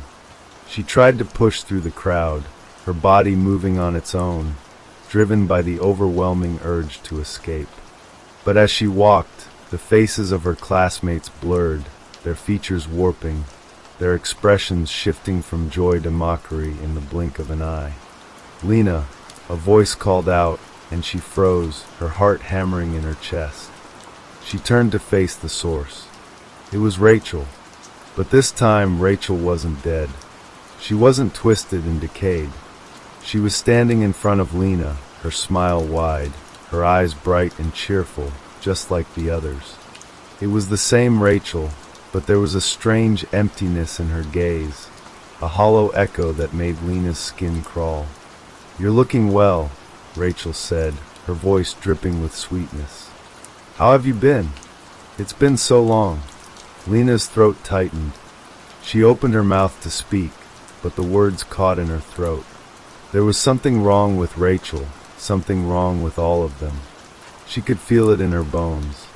It was as if they were pretending that everything was fine when it was anything but. Lena's voice faltered. "I've been trying to remember, trying to understand what happened." Rachel's smile widened, but it didn't reach her eyes. "You don't need to remember, Lena. It's in the past. Let it go. We're here now, together again. Isn't that what matters?" The words were hollow, empty. A cold shiver ran down Lena's spine as the room around her seemed to shift, the walls closing in once more, the laughter of her classmates turning into a distant, mocking echo. "No," Lena whispered, taking a step back. "I need to understand. I need to know what happened." Rachel's expression faltered for a moment, her smile flickering, but she quickly recovered, her eyes narrowing slightly as she stepped closer. "You don't need to understand, Lena. You've already made your choice. You've already decided who you are." Lena's chest tightened as she struggled to breathe. The pressure in the room was suffocating. She needed to get out. She needed to break free of this nightmare. But no matter how hard she tried, her feet wouldn't move. It was as if the ground itself had become a part of her, holding her in place. The faces around her blurred again, their eyes locking onto hers with an intensity that sent a wave of nausea through her stomach. "You're the same as all of us now," Ian's voice cut through the haze, sharp and cutting. "You're stuck here. You made the choice to survive, to leave us behind. And now you'll live with it. You'll live with the memories. Forever." Lena's head spun, her thoughts racing in every direction. "No," she gasped, struggling to hold on to her sanity. "This isn't real. It can't be real. I'm awake. I'm awake." But as she spoke, she felt the weight of her words begin to crack the fragile veneer of her reality.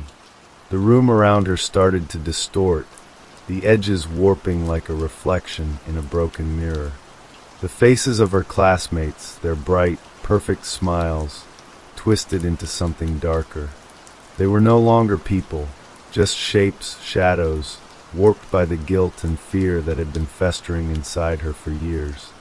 "You never left the crash site," Chris's voice echoed from the shadows.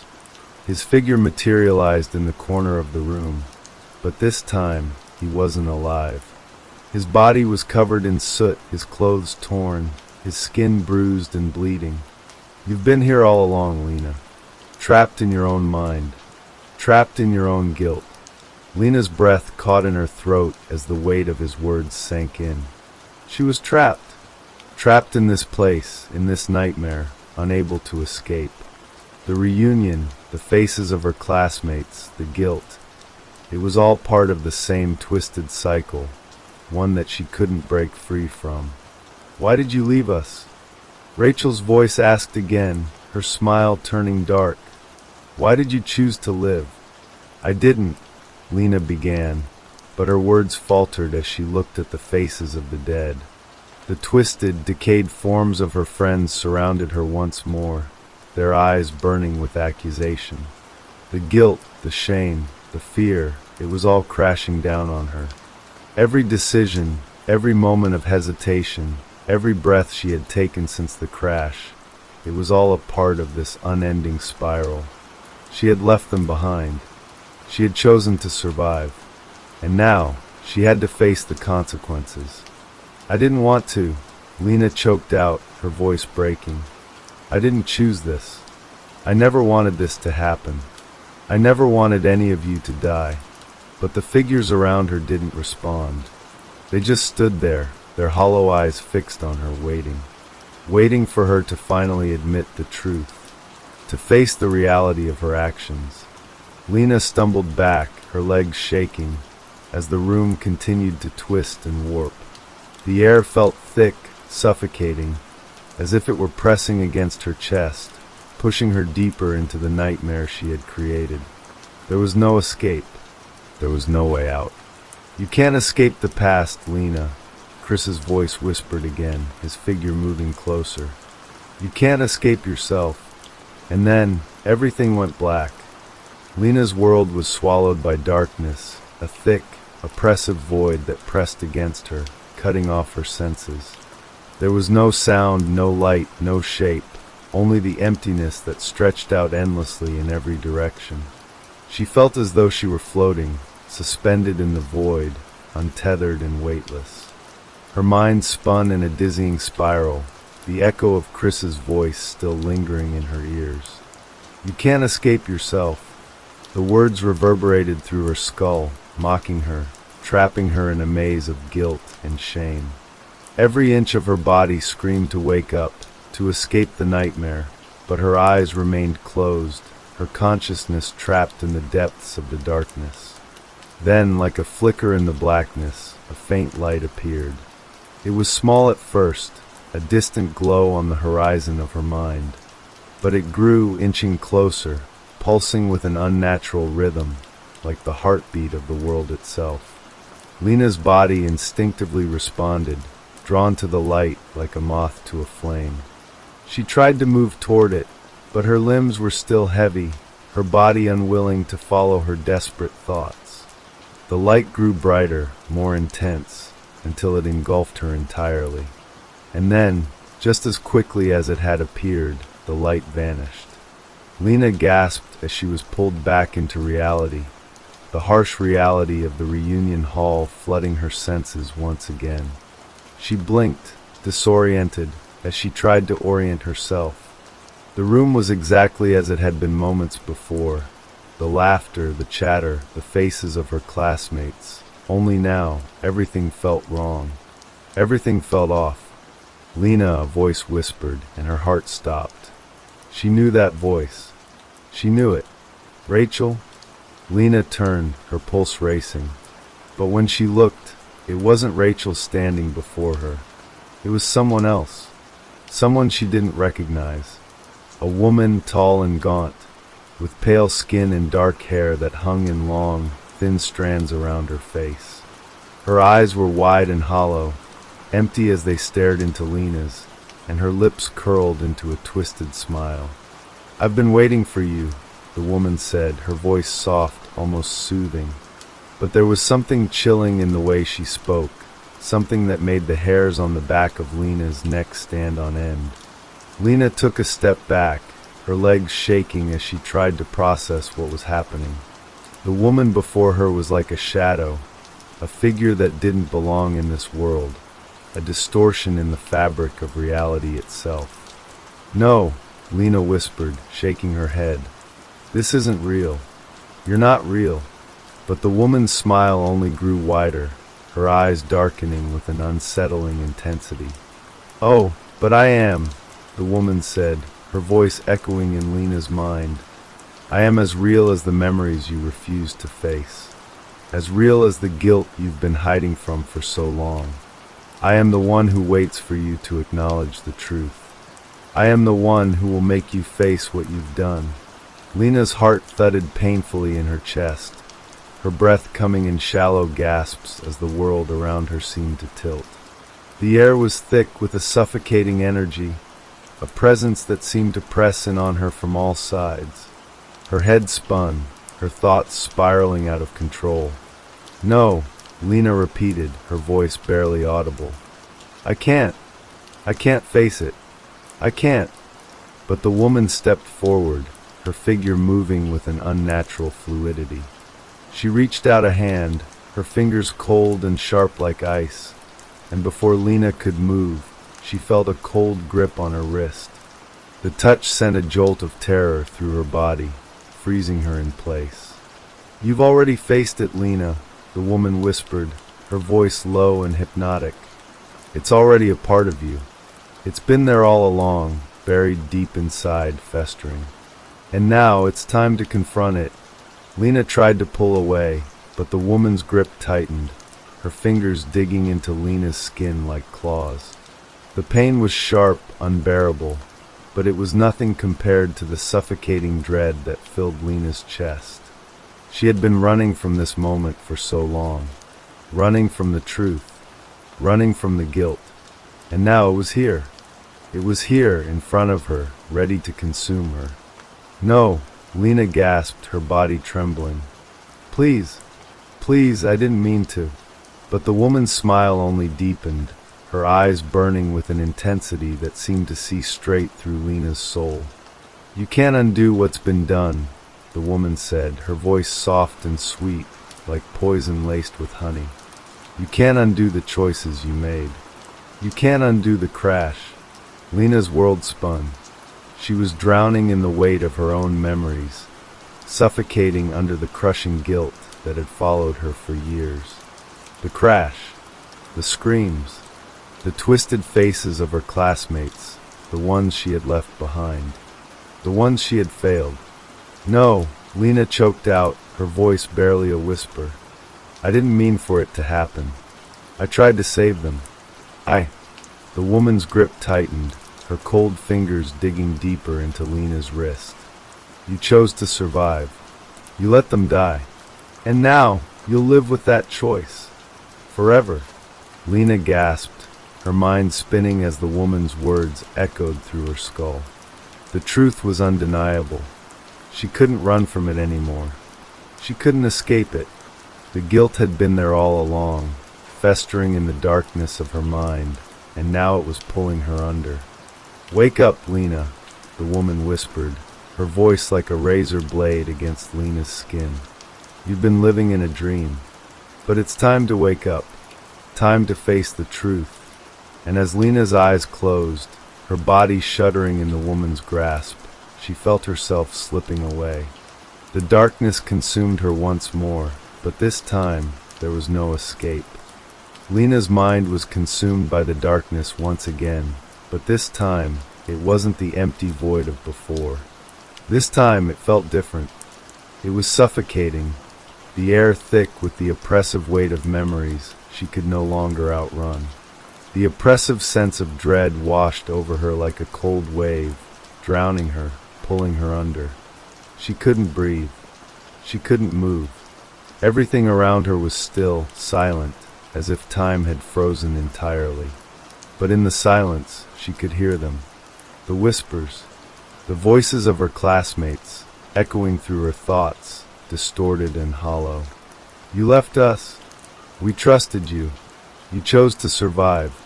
The words rang out in her mind, relentless, like a haunting melody that never ceased, growing louder and louder until they drowned out everything else. Her heart thudded painfully in her chest as her eyes flickered open, blinking in the dim light. The reunion hall was no longer the place of celebration it had once been. Now it was twisted, decaying, like an old house that had been abandoned for decades. The walls were cracked and peeling, the floor covered in layers of dust and dirt. The air smelled thick with mildew, stale and rancid. The faces of her classmates were gone, replaced by shadows, by empty figures that seemed to stare at her with accusing eyes. "Please," Lena whispered, her voice hoarse, barely audible in the stillness. "Please stop. I didn't mean to. I didn't want this. I never wanted anyone to die." But the shadows didn't respond. They only watched her, silent and unmoving.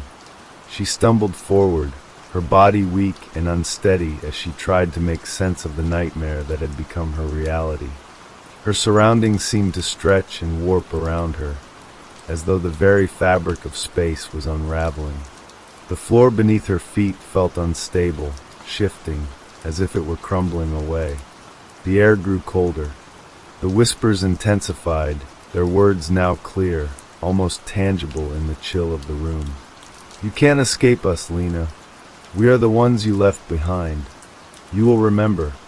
The voices twisted together, growing into a cacophony of accusations, each word a heavy weight, suffocating her with guilt. The walls seemed to close in around her, and Lena couldn't move.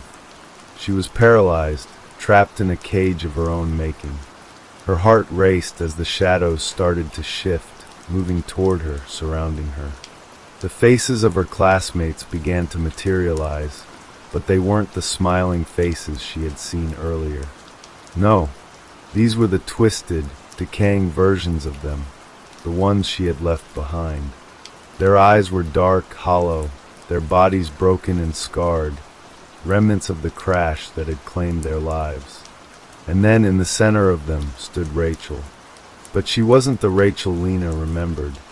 No, this Rachel was different. Her body was mangled, her skin discolored, her limbs bent at unnatural angles. Her eyes were wide, unseeing, as she reached out toward Lena. "Lena," Rachel's voice was a rasp, a whisper that seemed to echo from the very depths of the darkness. "You left us.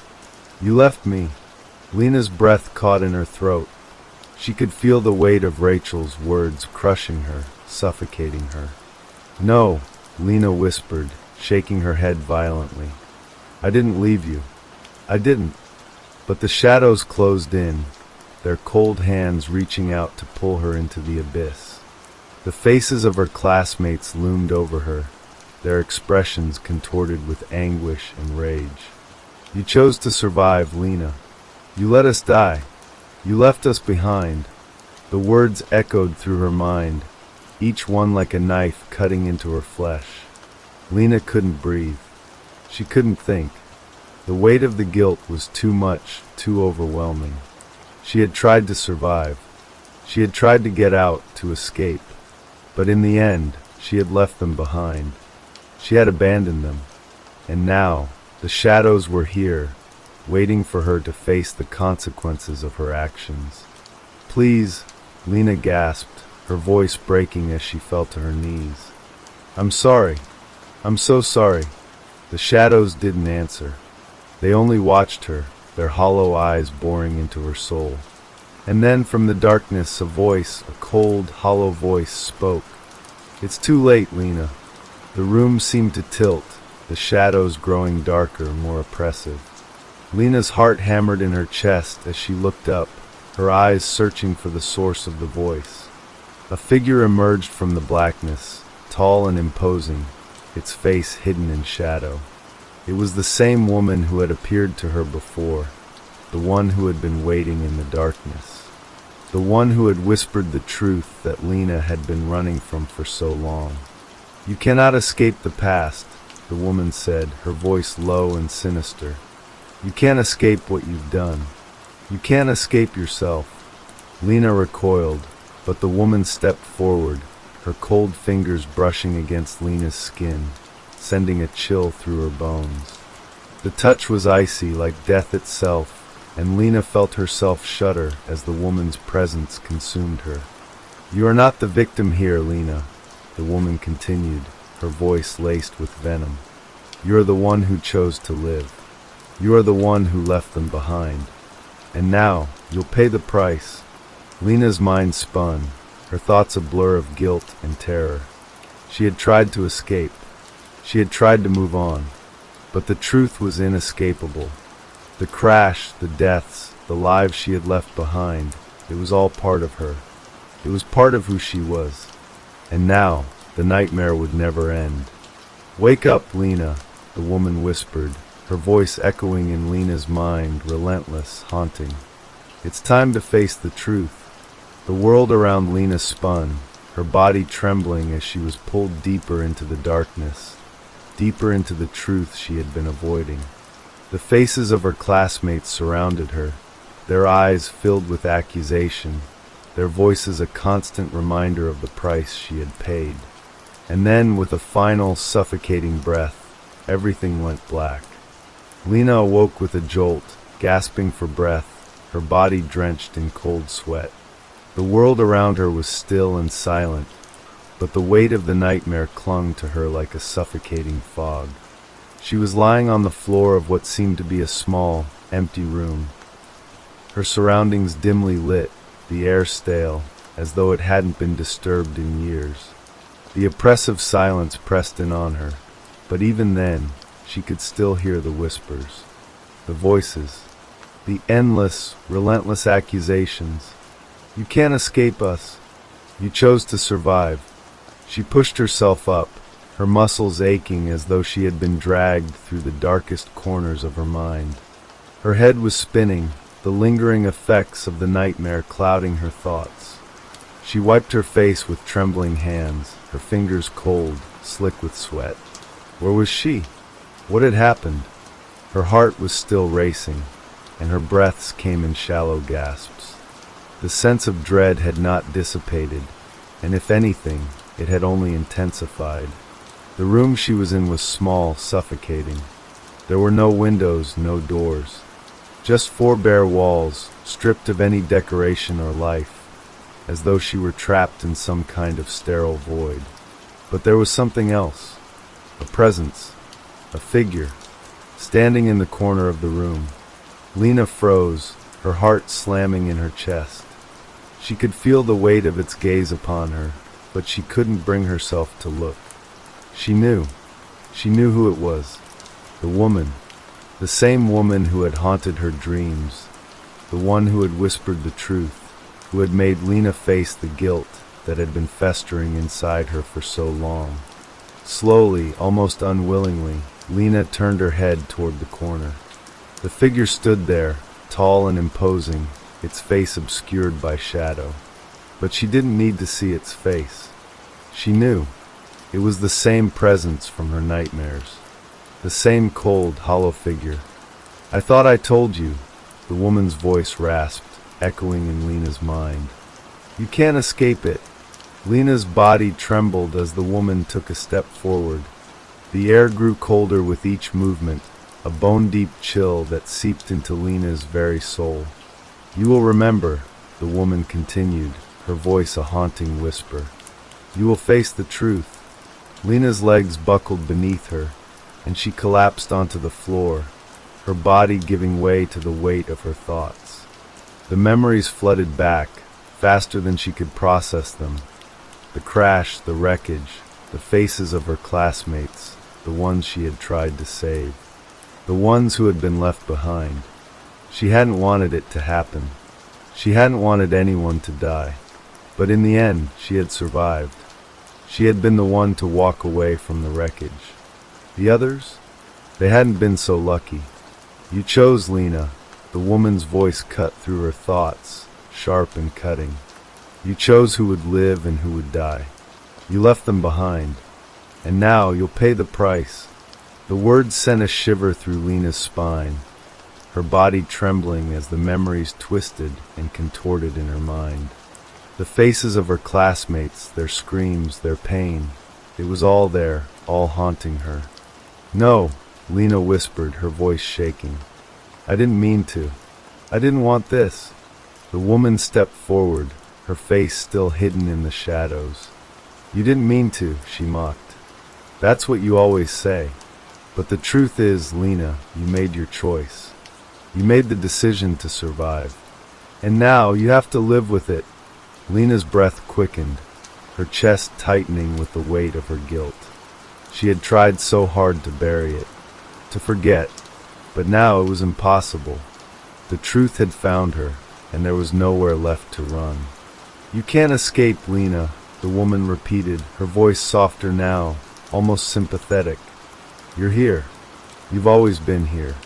Trapped in the memories, trapped in your own guilt. And no matter how far you run, you'll never get away. Lena's mind spun. She was drowning in the crushing weight of her thoughts. Her eyes flickered to the figure in the corner, still watching her, waiting. She could feel its presence pressing down on her, suffocating her. I'm sorry, she whispered, her voice barely audible. I'm so sorry. The woman's smile stretched across her face, an unsettling expression that didn't reach her eyes. She stepped forward, and the air seemed to thicken with each step. Sorry doesn't change anything, Lena. Sorry doesn't bring them back. Sorry doesn't erase what you've done. Lena's throat closed up, her eyes stinging with tears she couldn't shed. The room felt like it was closing in on her, the walls constricting, pressing tighter and tighter. The truth was unbearable. She had been running from it for so long, and now there was no escape. Please, Lena begged, her voice breaking. I can't face it. I can't face what I've done. The woman tilted her head, her smile widening. You don't have a choice. You've already made the choice, Lena. You've already chosen to survive. Now, you have to live with that choice. Lena felt the weight of her words settle over her, a crushing, suffocating burden. She had chosen. She had survived. And now she would live with it. She would live with the faces of her classmates, the ones she had failed, the ones she had left behind. She would live with the guilt, the shame, the endless whispers that would follow her for the rest of her life. The woman's figure began to fade into the shadows, her voice echoing one last time in Lena's mind. You can't escape it. And as the darkness closed in around her, Lena knew it was true. There was no escape. She was trapped in this nightmare, trapped in her own mind, forever haunted by the choices she had made. And as the shadows swallowed her whole, Lena screamed. Lena's scream echoed through the emptiness, but it was swallowed by the silence, as though her voice was nothing more than a fleeting echo in a vast, empty void. Her body felt numb, as though she were sinking deeper and deeper into the darkness. The suffocating pressure in her chest made it hard to breathe, each inhalation a struggle, every breath a laborious task. The room around her, if it could even be called that anymore, was no longer real. It was a blur, a shifting nightmare where the walls warped and twisted like a bad dream. Lena could no longer distinguish where she ended and where the darkness began. The presence of the woman, the weight of her words, hung heavily in the air, pressing in on her from all directions. The guilt she had carried for so long, the memories she had tried to lock away, had now consumed her. There was no escape, no way out. She was trapped in her own mind, in her own torment. And then in the distance, through the endless blackness, she saw something, a flicker of light. It was faint, distant, but it was there. It pulsed with an almost hypnotic rhythm, as if it were calling to her, pulling her toward it. Against the heaviness of her own despair, Lena instinctively tried to move toward it, even though her body felt as though it were made of lead. The darkness fought her, tugging at her, threatening to pull her back into the suffocating void. But the light was something else, something that seemed to offer a sliver of hope in the abyss. She reached for it, her hand trembling as she stretched toward the flickering glow. It was like a tiny spark in the distance, beckoning her, urging her forward. The closer she got, the brighter it became. It was almost blinding, but even in its intensity, it felt like the only thing that could pull her from the depths of despair. The pain in her chest eased slightly, and she found that her legs were able to move once more, albeit slowly, as though they had been awakened from a deep, paralyzing slumber. But the closer she got to the light, the more distorted everything seemed. The floor beneath her feet cracked and splintered, and the walls began to warp in strange, unnatural angles. The air felt thick with an almost tangible weight, the silence oppressive, suffocating. But the light was still there, pulling her forward, urging her to keep moving. She reached out, her fingers brushing against something hard, something solid. But it wasn't the light she had hoped for. It was a door that hadn't been there before.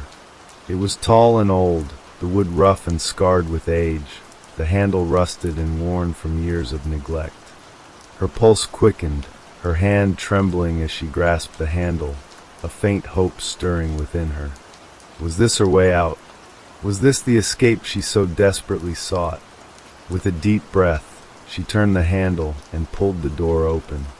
What greeted her on the other side was not the world she had hoped to find, not the peace she had imagined. No, it was another room, another layer of the nightmare she couldn't escape. This room was dimly lit, its walls covered in peeling wallpaper, the air thick with the stench of mildew. But what made Lena's blood run cold was the sight before her. Her classmates, the faces she had tried to forget. They were there, standing in the room, their eyes hollow, their bodies twisted and broken, just as they had been in her nightmares.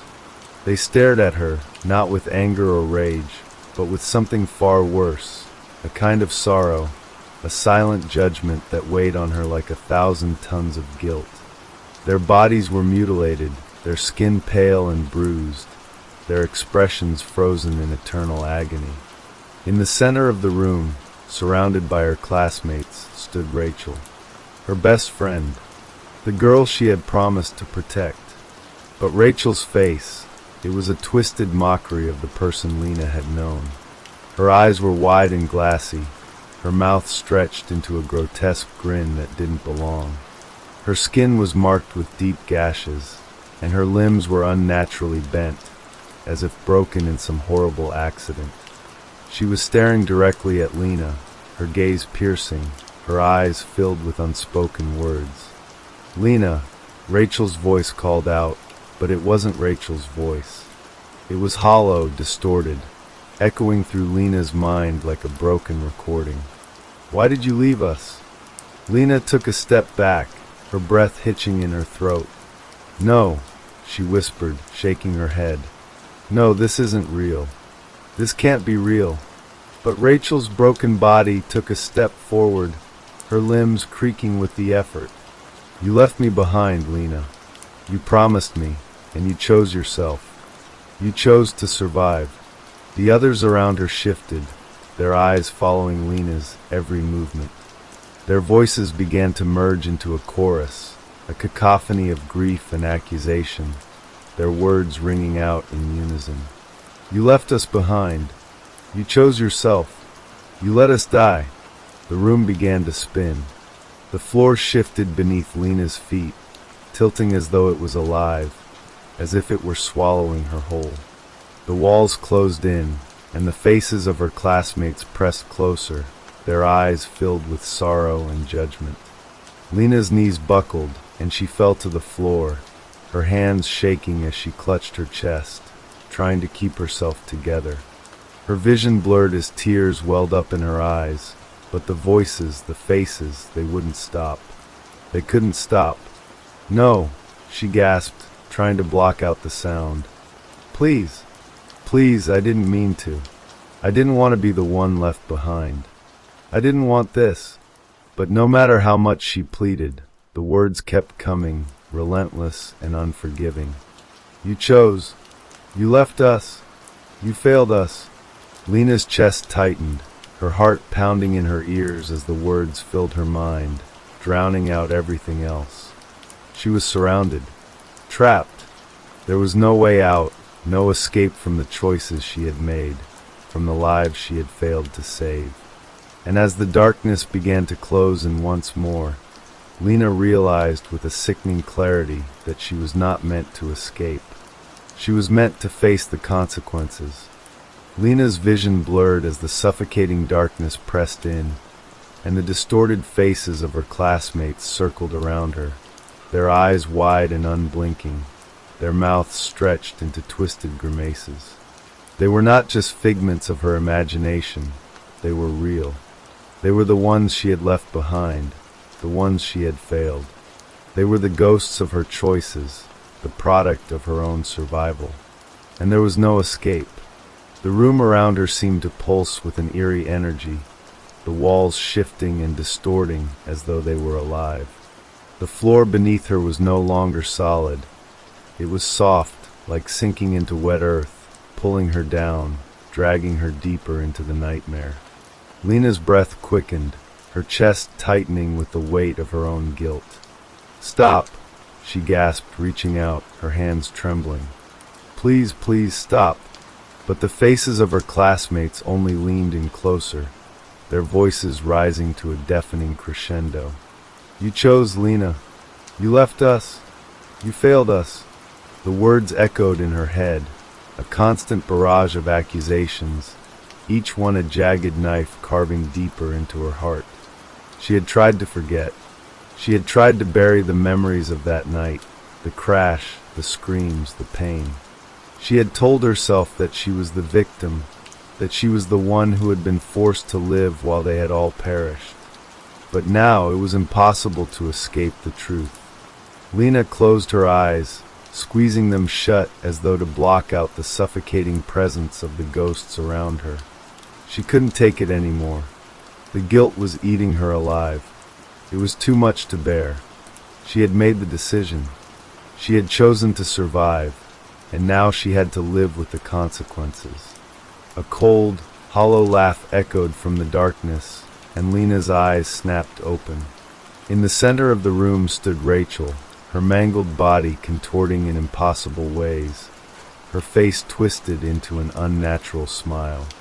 Her eyes locked onto Lena's, and Lena felt a wave of cold terror wash over her. You think you can escape? Rachel's voice was distorted, a low, guttural rasp that sent chills down Lena's spine. You think you can run from this? From me? From the truth?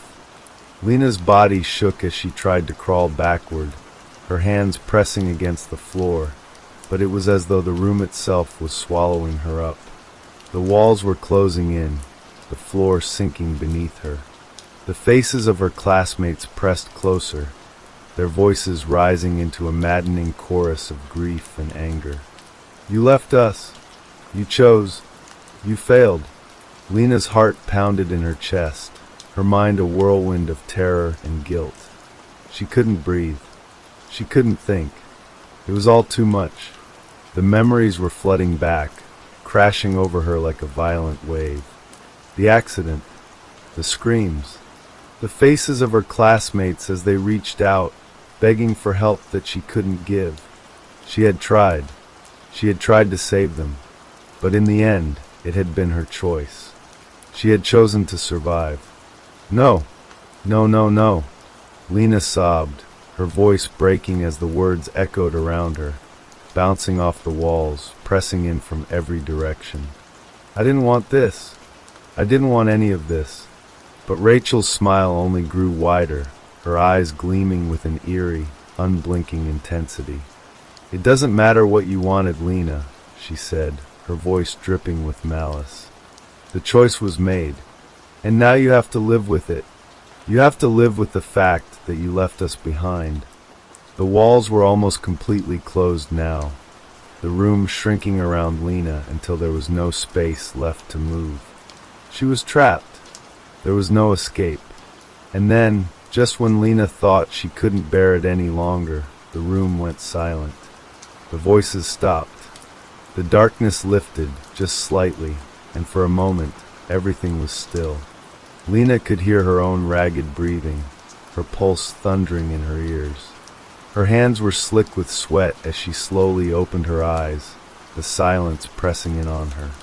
But there, in the center of the room, was the woman, the figure from her nightmares, the one who had been waiting for her all along. Her face was still hidden in shadow, but Lena could feel the weight of her gaze, cold and knowing. The woman's voice came, low and calm, like a serpent whispering in her ear. You think you can escape guilt, she said softly, but it is inside you. It's part of you, and you can never outrun it. Lena's throat tightened, and she could barely find the words to respond. I don't know what to do, she gasped, her voice raw and shaky. I don't know how to fix it. The woman took a step forward, her form shifting, bending unnaturally in the dim light. The shadows around her seemed to coil, like tendrils of darkness that threatened to suffocate Lena. You can't fix it, Lena, the woman whispered. The past is set. The choices are made. And now, all that's left is the price you'll pay. Lena shook her head, her eyes wide with fear. No, please. I don't deserve this. I didn't choose this. But the woman only smiled, a cruel, cold smile. You did. You always have. You made your choice. And now, you will face the consequences. Forever. The darkness rushed in again, closing around her, suffocating her, until all that remained was the cold grip of the woman's words. You will never escape. You will never be free. Lena's body froze, her heart pounding in her chest.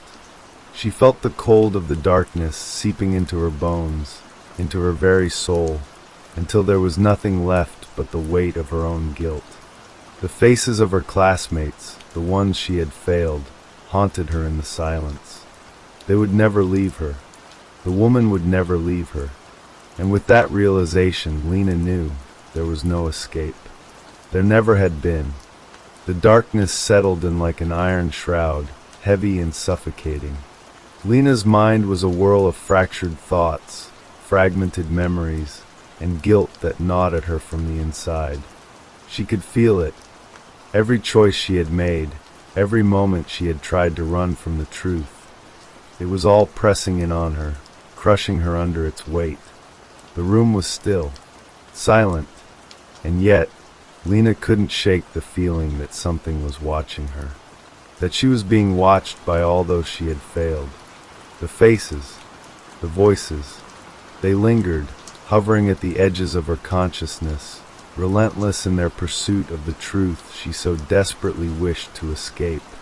Her eyes darted around the dimly lit room, looking for any sign of escape, any crack in the walls where she might slip through. But there was nothing. The space was as confined as her mind, the edges of reality blurring until it felt as though she were trapped in a never-ending nightmare.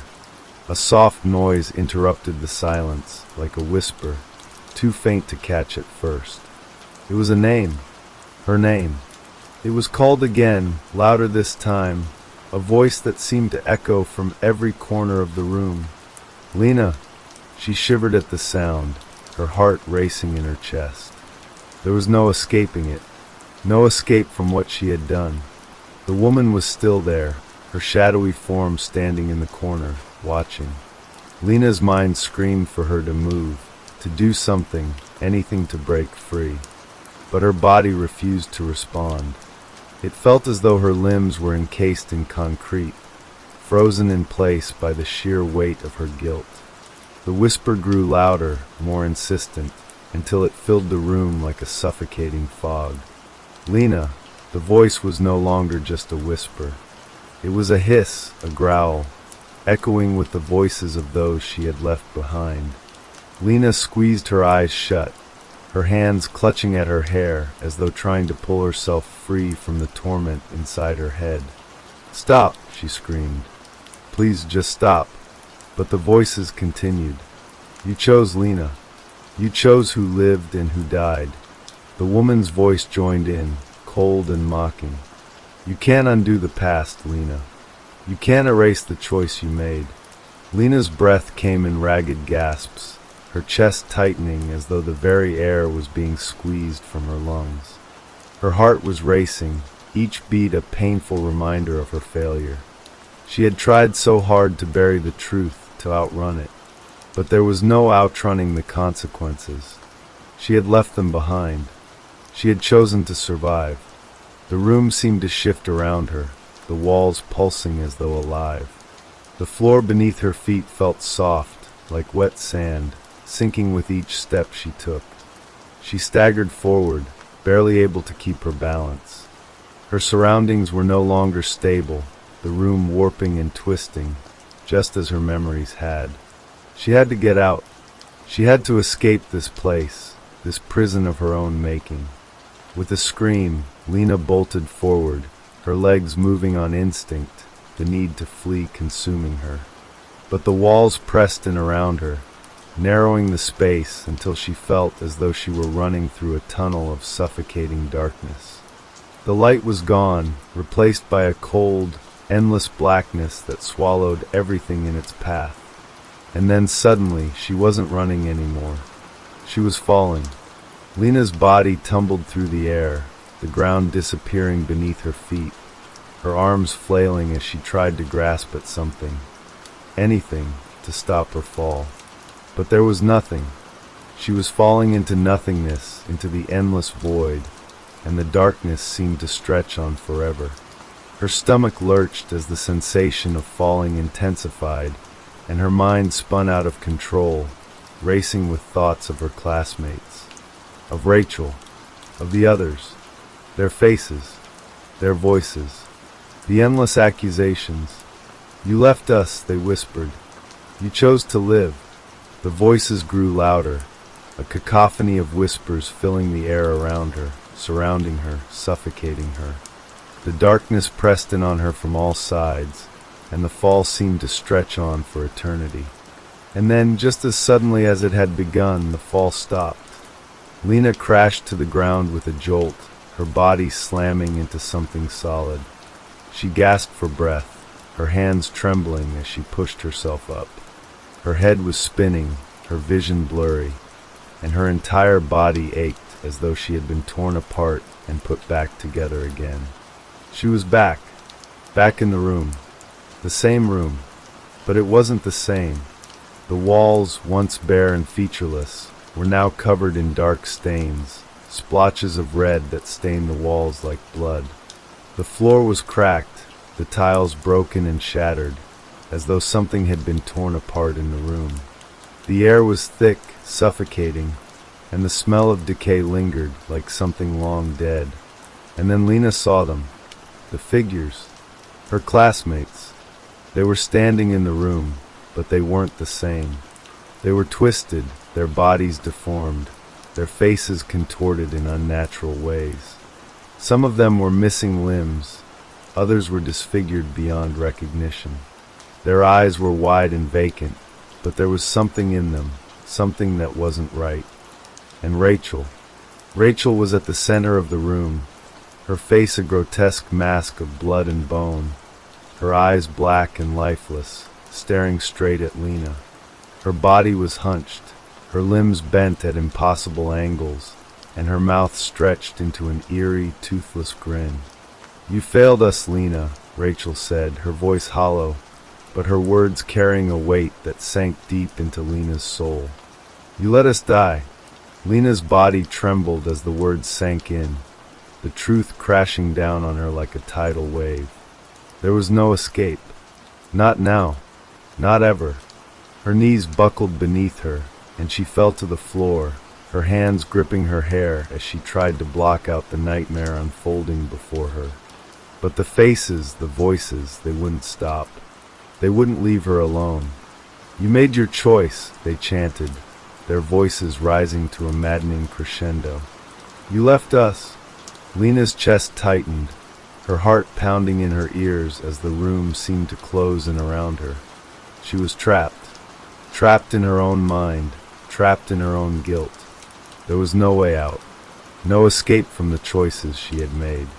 And as the darkness closed in, Lena realized with sickening clarity that this was it. This was her punishment. This was the price she would pay for the rest of her life. Lena's breath became shallow, her body trembling uncontrollably as the twisted figures surrounded her. The room felt as though it was closing in from all sides, pressing down on her with an unrelenting weight that left her gasping for air. The air itself was thick with the stench of rot, the walls dripping with dark, congealed shadows that clung to the edges of the room like sentient things. Rachel's grinning face was the closest now, her eyes wide and black, hollow pits that seemed to stare straight through Lena. Her body twisted unnaturally, her limbs bending in ways that made Lena's stomach churn. There was no beauty left in her, just an empty shell of what once was, a thing that had been shattered and put back together wrong. "You can't escape, Lena," Rachel whispered, her voice not her own, but something deeper, something more sinister. "We will never leave you. Not now. Not ever." Lena shook her head frantically, tears streaming down her face as the air grew heavier. Her throat constricted, choking on the words she could not speak, her chest tightening with every breath. Her heart thudded painfully in her ribcage, and her hands curled into fists at her sides, her nails digging into her palms. But there was no relief, no escape from the horror that surrounded her. "You left us," the figures chanted, their voices melding together in a single, terrifying sound. "You let us die. You chose to live, and now you will pay." Lena's eyes darted around the room, desperately searching for an out. Her mind screamed at her to run, to find a door, to push past these distorted, angry faces. But the room had no exit. The walls were too close, the floor too uneven. She was trapped. Everywhere she looked, the faces of her classmates, twisted, deformed, broken, stared back at her. Each one of them had a story, a life she had known, but now all that was left was their accusing silence. They were the ghosts of her choices, the result of her survival. They were not the people she remembered. They were shadows, reflections of a past she couldn't outrun. "Rachel, I tried to save you," Lena sobbed, her voice breaking. She crawled forward on her hands and knees, reaching out to the broken figure of her friend. "I didn't want you to die. I couldn't save you all. I couldn't." Rachel's smile twisted into something darker, more malicious. She leaned closer to Lena, her head cocked to one side like a puppet with no strings. "You made your choice, Lena. You chose who would live and who would die. Don't try to play the victim now. You abandoned us." Lena felt her breath quicken, the weight of the words suffocating her. She felt as though her heart was being squeezed in a vice. She had tried so hard to save them. But in the end, there had been only one choice, her survival. She had made it out of the wreckage, while they hadn't. She had escaped, but they had been left behind. Alone. Forgotten. You can't run from the truth. Rachel spat, her voice sharp and venomous. "You can't hide from what you did. We are here, and we'll always be here. In your mind, in your heart, in every waking moment." Lena's hands gripped the floor, her fingernails scraping against the cold surface as she tried to steady herself. She couldn't breathe. She couldn't think. The guilt, the pain, it was all consuming. There was no escape from it. No matter how hard she tried to run, no matter how far she went, they would always be there. The faces, the voices, the accusations, the knowledge that she had failed them all. "Why?" she gasped, her voice a ragged whisper. "Why can't you leave me alone? Why can't you just let me be? I'm sorry. I'm so sorry." But the figures only circled around her, their eyes wide and unblinking. They reached out with hands that were at once cold and burning, their fingers brushing against Lena's skin as though they could tear her apart with a single touch. She could feel the weight of their grief, their anger, pressing down on her. It was too much to bear. "You chose, Lena," Rachel's voice said again, but now it wasn't just Rachel speaking. It was everyone.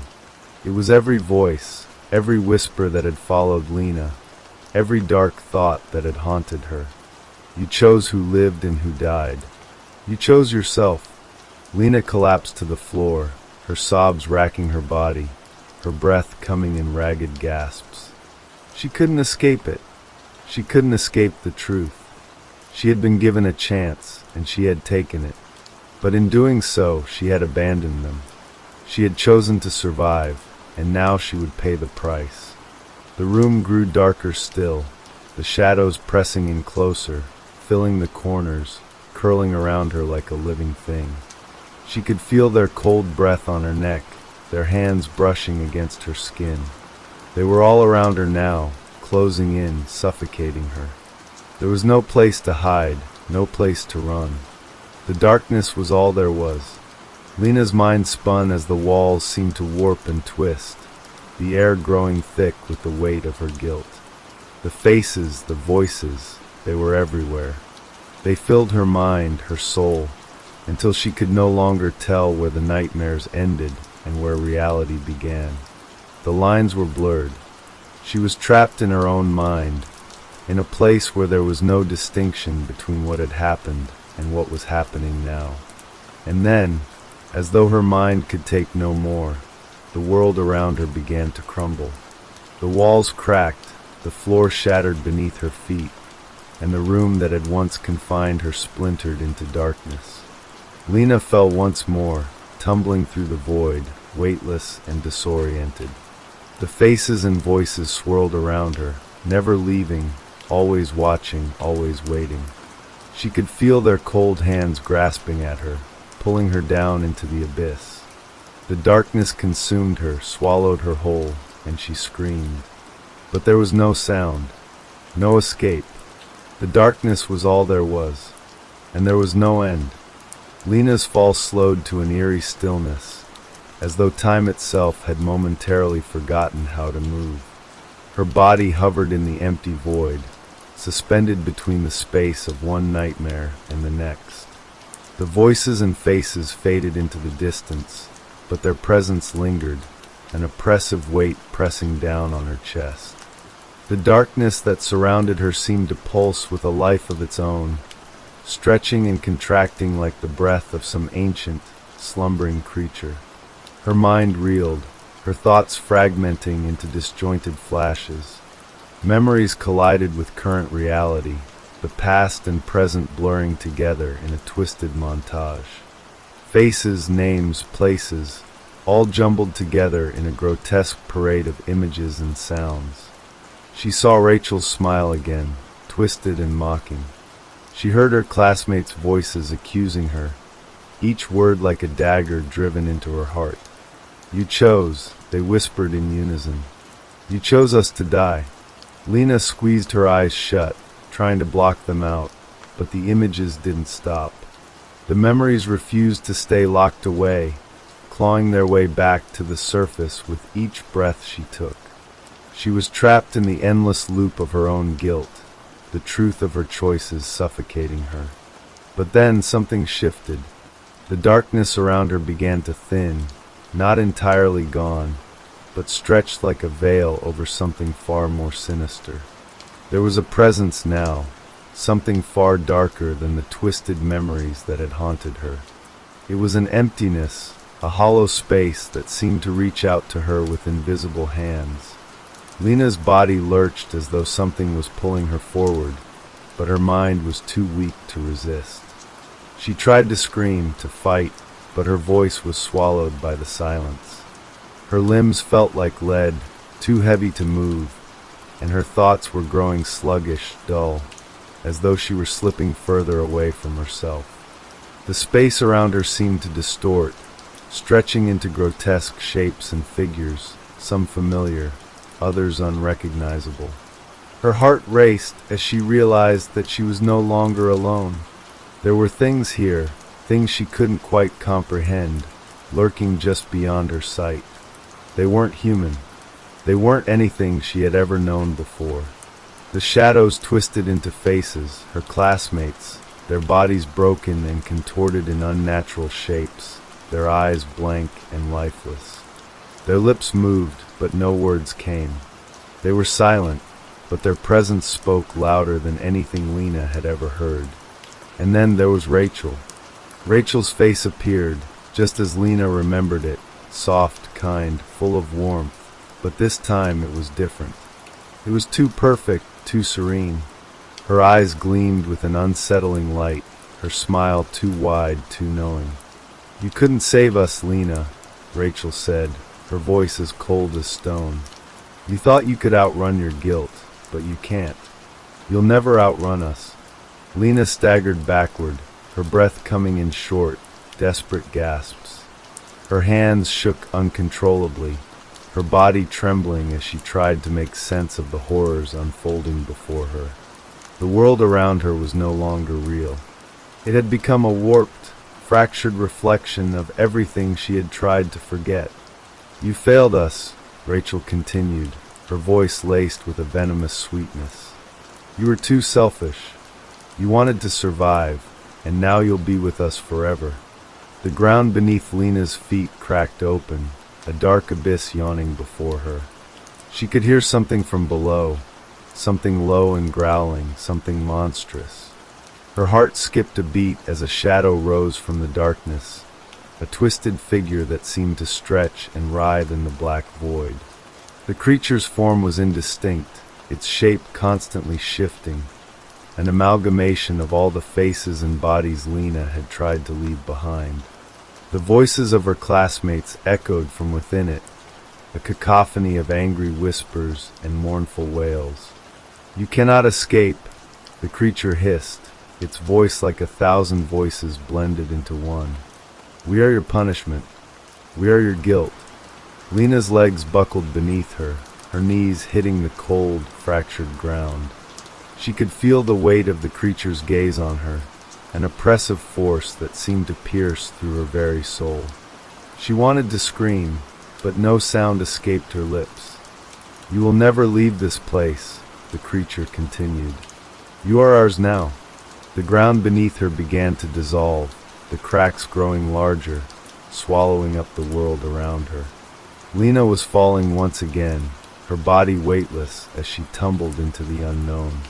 Her heart thudded in her chest, each beat a painful reminder of her failure, of the people she had lost.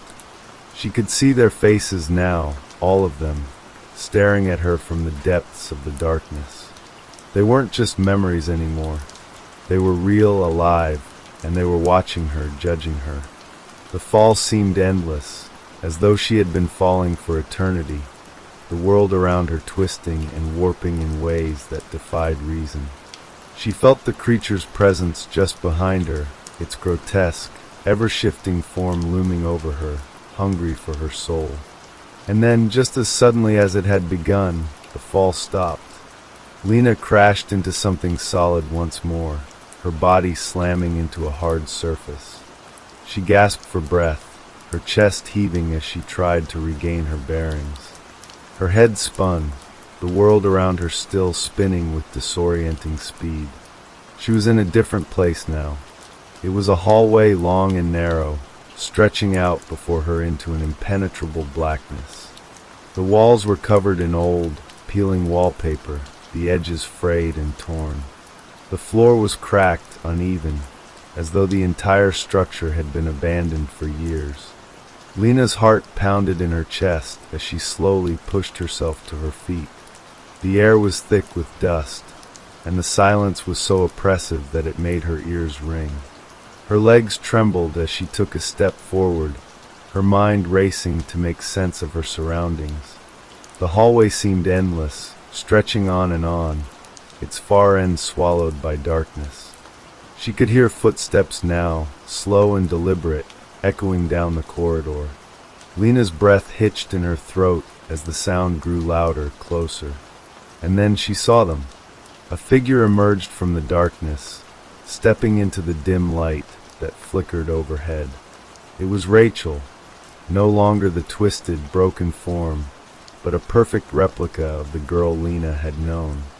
Her smile was kind, her eyes warm, as though nothing had ever happened, as though nothing had changed. But Lena knew better. Rachel's lips parted, and the words that left her mouth were soft, almost gentle. "Lena, you can never leave us." Lena froze, her blood running cold. Rachel's voice, sweet, melodic, and full of warmth, echoed down the dark corridor, but it wasn't the same Rachel she had known. This Rachel seemed off. The smile on her face was too perfect, too serene, as though she were an imposter wearing her old friend's face. Lena took a step back, her body trembling with a mixture of fear and confusion.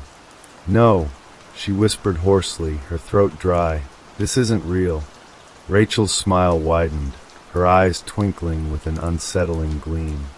"But it is, Lena," she said softly, her voice dripping with an eerie sweetness. "We're all here with you. We never left." Lena's heart hammered in her chest as the darkness around her seemed to close in even tighter. She couldn't move, couldn't breathe. The hallway stretched endlessly before her, and every inch of it felt like it was suffocating her. There was nowhere to run. She glanced around frantically, looking for some sort of escape, but there was nothing. No doors, no windows, only an infinite, dimly lit hallway that seemed to stretch beyond the limits of her understanding. Every step Rachel took toward her sent a ripple of dread through her spine. "You're wrong," Lena said, her voice barely audible. "You're not Rachel." "Oh, but I am," Rachel said with a slow, deliberate step forward. "I'm everything you remember, and everything you fear." Lena's breath hitched as she watched Rachel's form distort before her eyes, her once beautiful features warping into something grotesque. Her skin paled, her eyes growing darker, deeper, black holes that seemed to pull Lena in. The edges of Rachel's body seemed to blur and shift, the figure flickering like a bad signal on an old television screen. Lena staggered backward, panic flooding her veins. "No, please. I don't want this." But it was too late. The figure that had been Rachel now fully transformed into something monstrous, its limbs long and twisted, its smile stretching impossibly wide, sharp teeth glinting in the dim light. The air grew cold, and Lena's breath turned to mist before her eyes. "You can't outrun this, Lena," the creature rasped, its voice no longer Rachel's but something darker, more malevolent. "We are your past. We are your sins." Lena's mind screamed as she turned on her heel and began to run down the hallway, her footsteps echoing in the dead silence. But no matter how fast she ran, the darkness seemed to stretch ahead, pulling her deeper into the void. The walls seemed to close in with each step, the hallway narrowing, the air growing thicker. Her heart was pounding in her chest, the sound deafening in her ears. She could hear the creature's footsteps behind her, slow and deliberate, matching her pace, never faltering. It was always there, just out of sight, but its presence hung heavy in the air, like a shadow that would never leave. Lena's mind raced. She needed to escape. She needed to wake up, to break free from this nightmare. But it was as though the very fabric of the world around her had twisted, trapping her in a place where time didn't exist, where reality had no meaning. She stumbled forward, her legs growing weak, the edges of her vision blurring. She could feel the creature's gaze on her, even though she refused to look back. It was getting closer. She knew it was. Her breath came faster, more ragged, as the pressure of the darkness pressed in on her, squeezing the air from her lungs. Suddenly, she crashed into something solid, something cold and unyielding. The walls had changed, and she realized she had reached a door, a small wooden door that seemed out of place in this twisted hallway. It was cracked and weathered, the paint peeling, but it was the only thing in this hellish place that offered even a sliver of hope. Her hands shook as she reached for the door handle, her fingers cold and trembling. She yanked the door open without a second thought, desperate to escape whatever nightmare was chasing her. But as the door creaked open, a blinding light flooded the hallway, so bright it made her squint. And then there was silence. The light slowly dimmed, and Lena found herself standing in a new place. The hallway was gone, replaced by an empty room. The walls were bare, the air clean and still. The oppressive darkness was gone, replaced by a strange calm. Lena stood there, her body trembling, her heart still racing in her chest. She blinked, trying to make sense of her surroundings.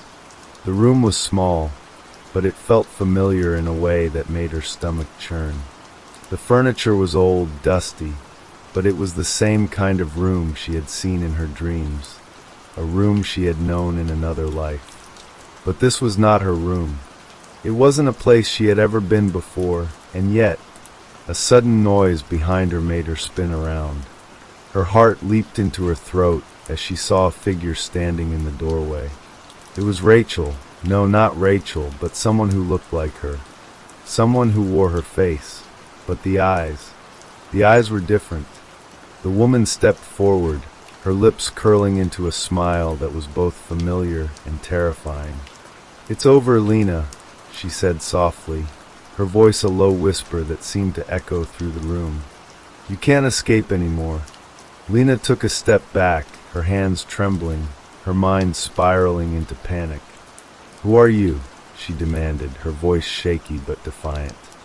The woman didn't answer. She only smiled, her eyes glowing with an unsettling light. Slowly, she raised her hand, and with a flick of her fingers, the room around Lena began to distort once again. The walls seemed to bend, the air growing thick and heavy as the shadows grew darker. Lena's mind screamed for her to run, to escape before the nightmare took hold again, but her legs refused to move.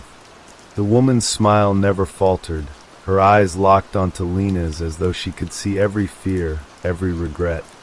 "You can't run, Lena," the woman whispered, her voice growing softer. "You will never escape." The room around Lena blurred, and the darkness pressed in once more, folding over her like a suffocating blanket. She was lost again, lost in the labyrinth of her own mind, caught between the world of the living and the dead. And as the light dimmed, the last thing Lena heard was her own voice, whispering back to her from somewhere deep inside her mind, "You chose." Lena's chest constricted as the words echoed in her mind, "You chose." The weight of the phrase pressed on her, each repetition digging deeper into her conscience, each syllable a reminder of her darkest fears. She could no longer distinguish the dream from reality, the past from the present. It was all melding together into a nightmare that had no end. Her feet felt rooted to the floor as the woman's figure grew larger, more imposing. The shadows in the room seemed to stretch, bending and twisting like fingers reaching for Lena. The walls around her began to pulse with an eerie rhythm, as though the entire room was breathing in time with her racing heart. "You can't escape, Lena," the woman said again, her voice a soft, almost sing-song lullaby. We're here to stay. All of us. Forever.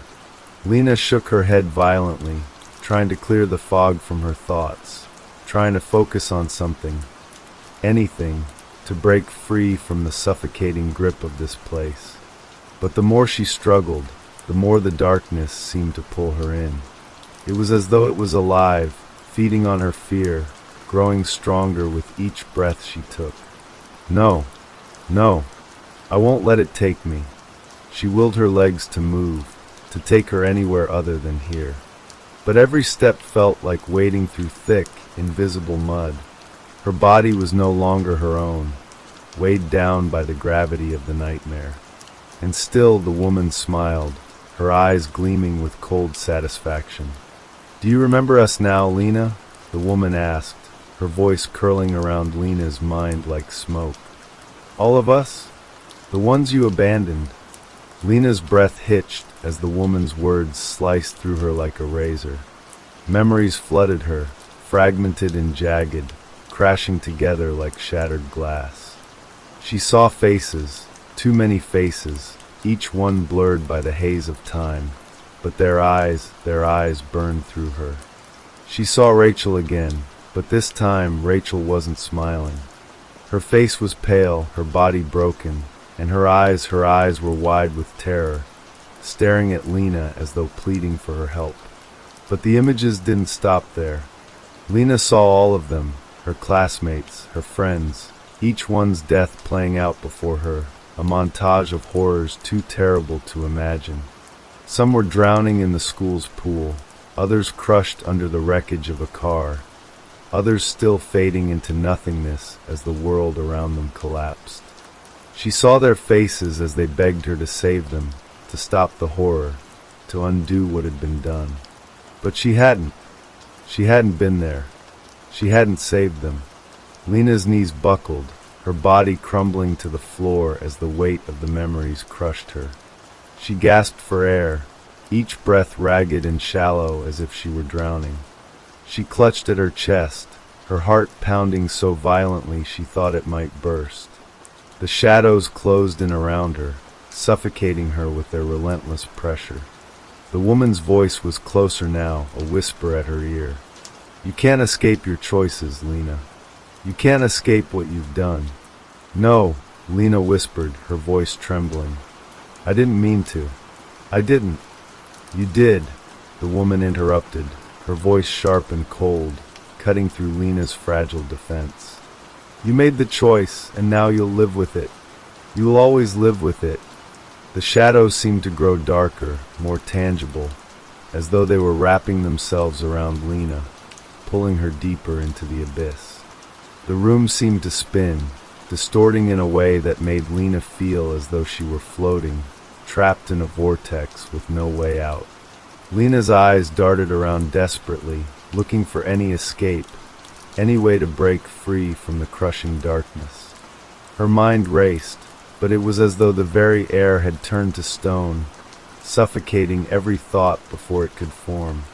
And then, in the corner of the room, she saw something. A door. It was barely visible, half hidden in the shadows, but Lena's heart leapt in her chest at the sight of it. She knew deep down that it was her only chance. The woman, the shadows, the room, everything that had been haunting her would be left behind if she could just reach that door. With what little strength she had left, Lena pushed herself to her feet. Her legs shook violently beneath her, but she forced herself to move, each step a painful battle against the oppressive darkness. The woman's laughter echoed in the room, a cruel, mocking sound that filled the air, but Lena refused to listen.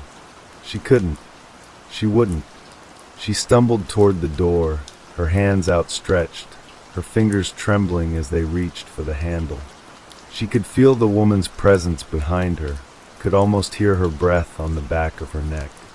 But Lena didn't dare look back. She could only focus on the door, on the hope it represented, the hope that she could escape this nightmare. Her fingers brushed the cold metal of the door handle, and with a final, desperate pull, she yanked the door open. The light from beyond the door flooded the room, spilling over Lena in a blinding, blinding glow. She shielded her eyes, but she didn't hesitate. She stepped through the threshold, her heart racing as she crossed into the light. For a brief moment, everything went still. The laughter, the shadows, the suffocating darkness, they were all gone. The world beyond the door was bright and clean, and Lena felt as though she could breathe again. She let out a long, shaky breath, trying to steady herself. But then something shifted. A cold, sick feeling crept into her gut, and the light before her flickered. Lena's heart skipped a beat as she glanced around. She wasn't in the hallway anymore. The room she was in now, it was different. It was familiar. Too familiar. She was back in the high school gym. The walls were the same. The floor, the bleachers, everything. The same place she had been so many years ago. But there was something wrong. The air felt thick, oppressive. The sounds, voices in the distance, were muffled, as though coming from a great distance. Lena turned slowly, her mind racing to make sense of the impossible. And there, at the far end of the gym, she saw them. Her classmates. The ones she thought she had left behind. The ones she had thought were gone. They were all standing there, staring at her. Their faces were twisted in pain and confusion. The woman was among them, her lips curling into a twisted grin. And as the last of the light flickered out, Lena realized the terrifying truth. There was no escape.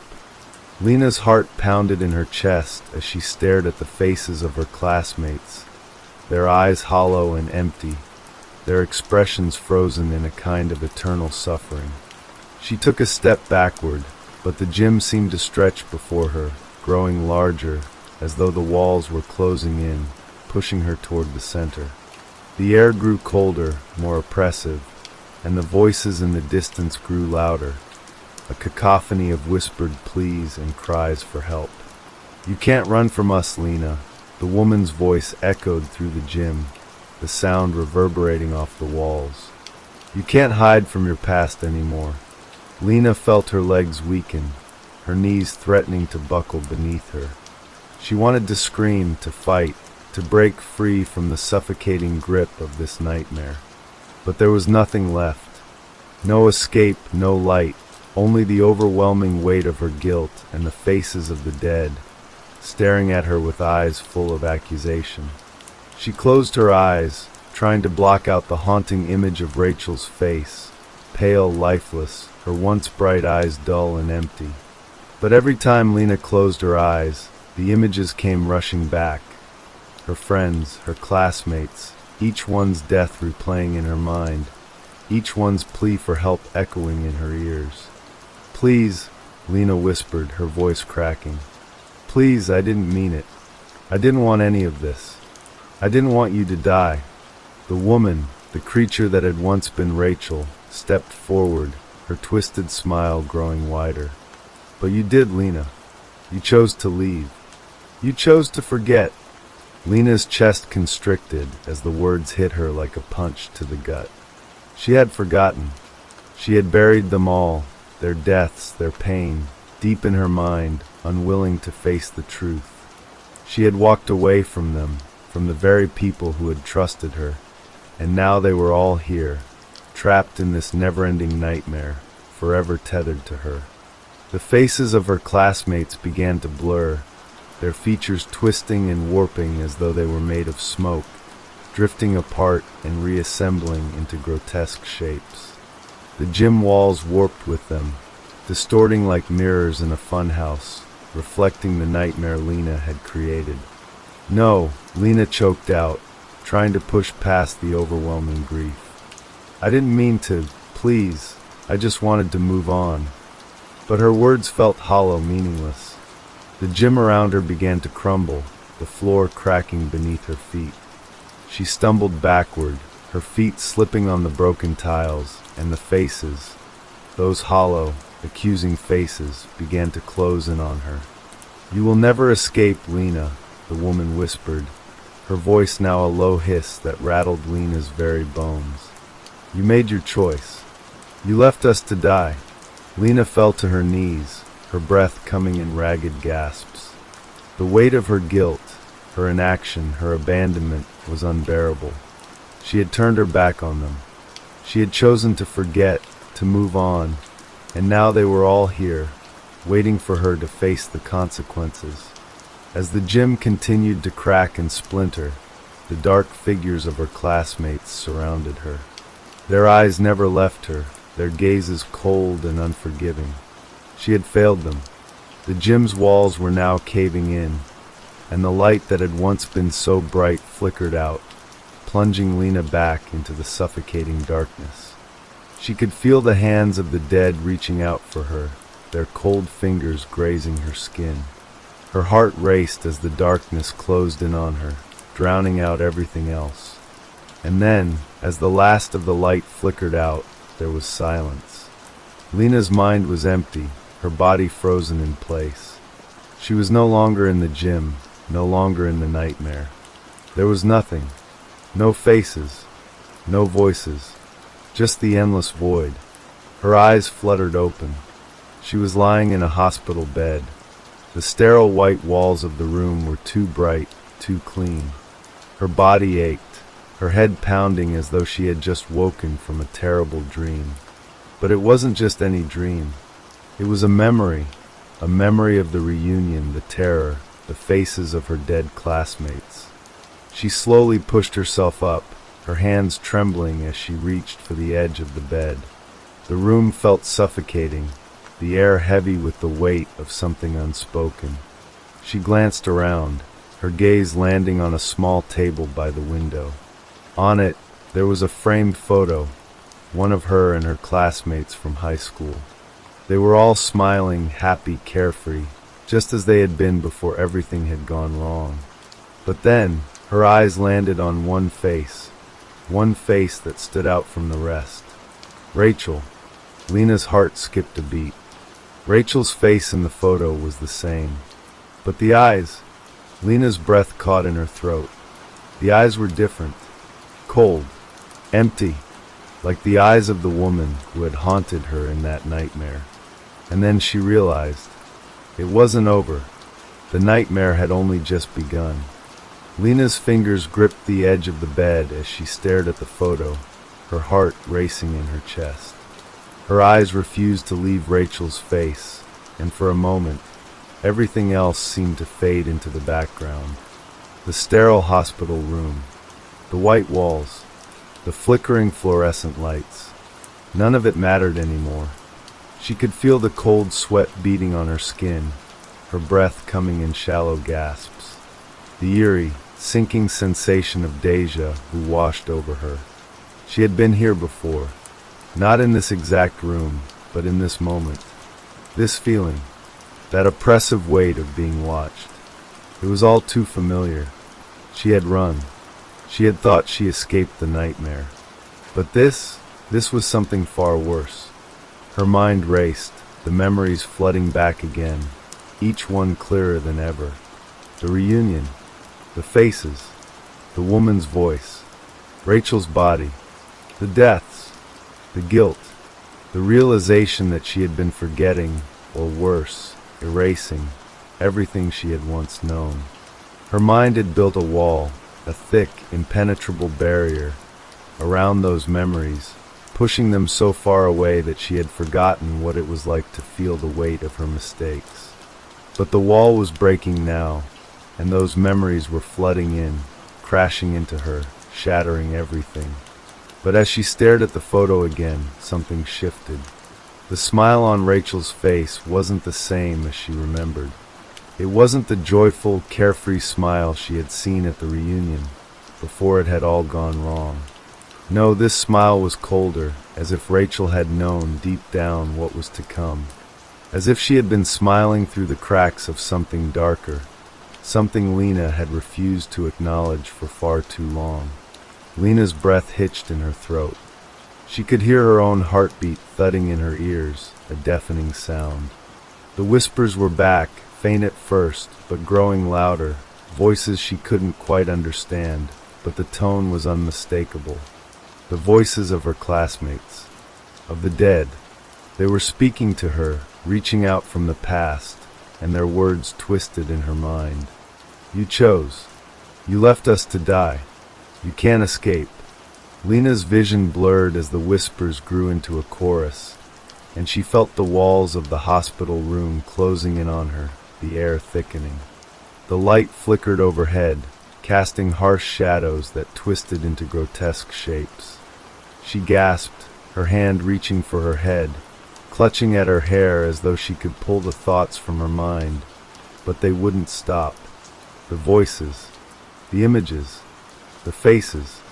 Rachel's face was now inches from hers, her cold, lifeless eyes staring into Lena's soul, accusing her, demanding justice. Lena couldn't breathe. She couldn't think. All she could feel was the weight of the memories, her guilt, and the suffocating sense that she would never escape them. Lena, a voice whispered, and for a moment, she thought she heard Rachel's voice among the others. You'll never get away from us. You'll never forget. The light overhead flickered one last time before it went out completely, plunging the room into darkness. And then there was silence. When Lena opened her eyes again, she was no longer in the hospital. The walls were gone, replaced by something far more sinister. She was back in the gym where everything had begun. The same faces were there, her classmates, her friends, their eyes hollow and staring, their bodies twisted in unnatural ways. She was standing in the center of the gym, the same oppressive darkness surrounding her, cutting her off from any escape. Her classmates, once smiling and laughing, were now just memories, trapped in this place with her, locked in an endless cycle of pain and regret. And as they surrounded her, their voices merging into a single chilling chorus, Lena knew deep down that there would be no end to this. Because in the end, Lena realized the terrible truth. She hadn't just forgotten them, she had condemned them, and now she would never escape their torment. Never. And that's the end of the story. Make sure to like and subscribe.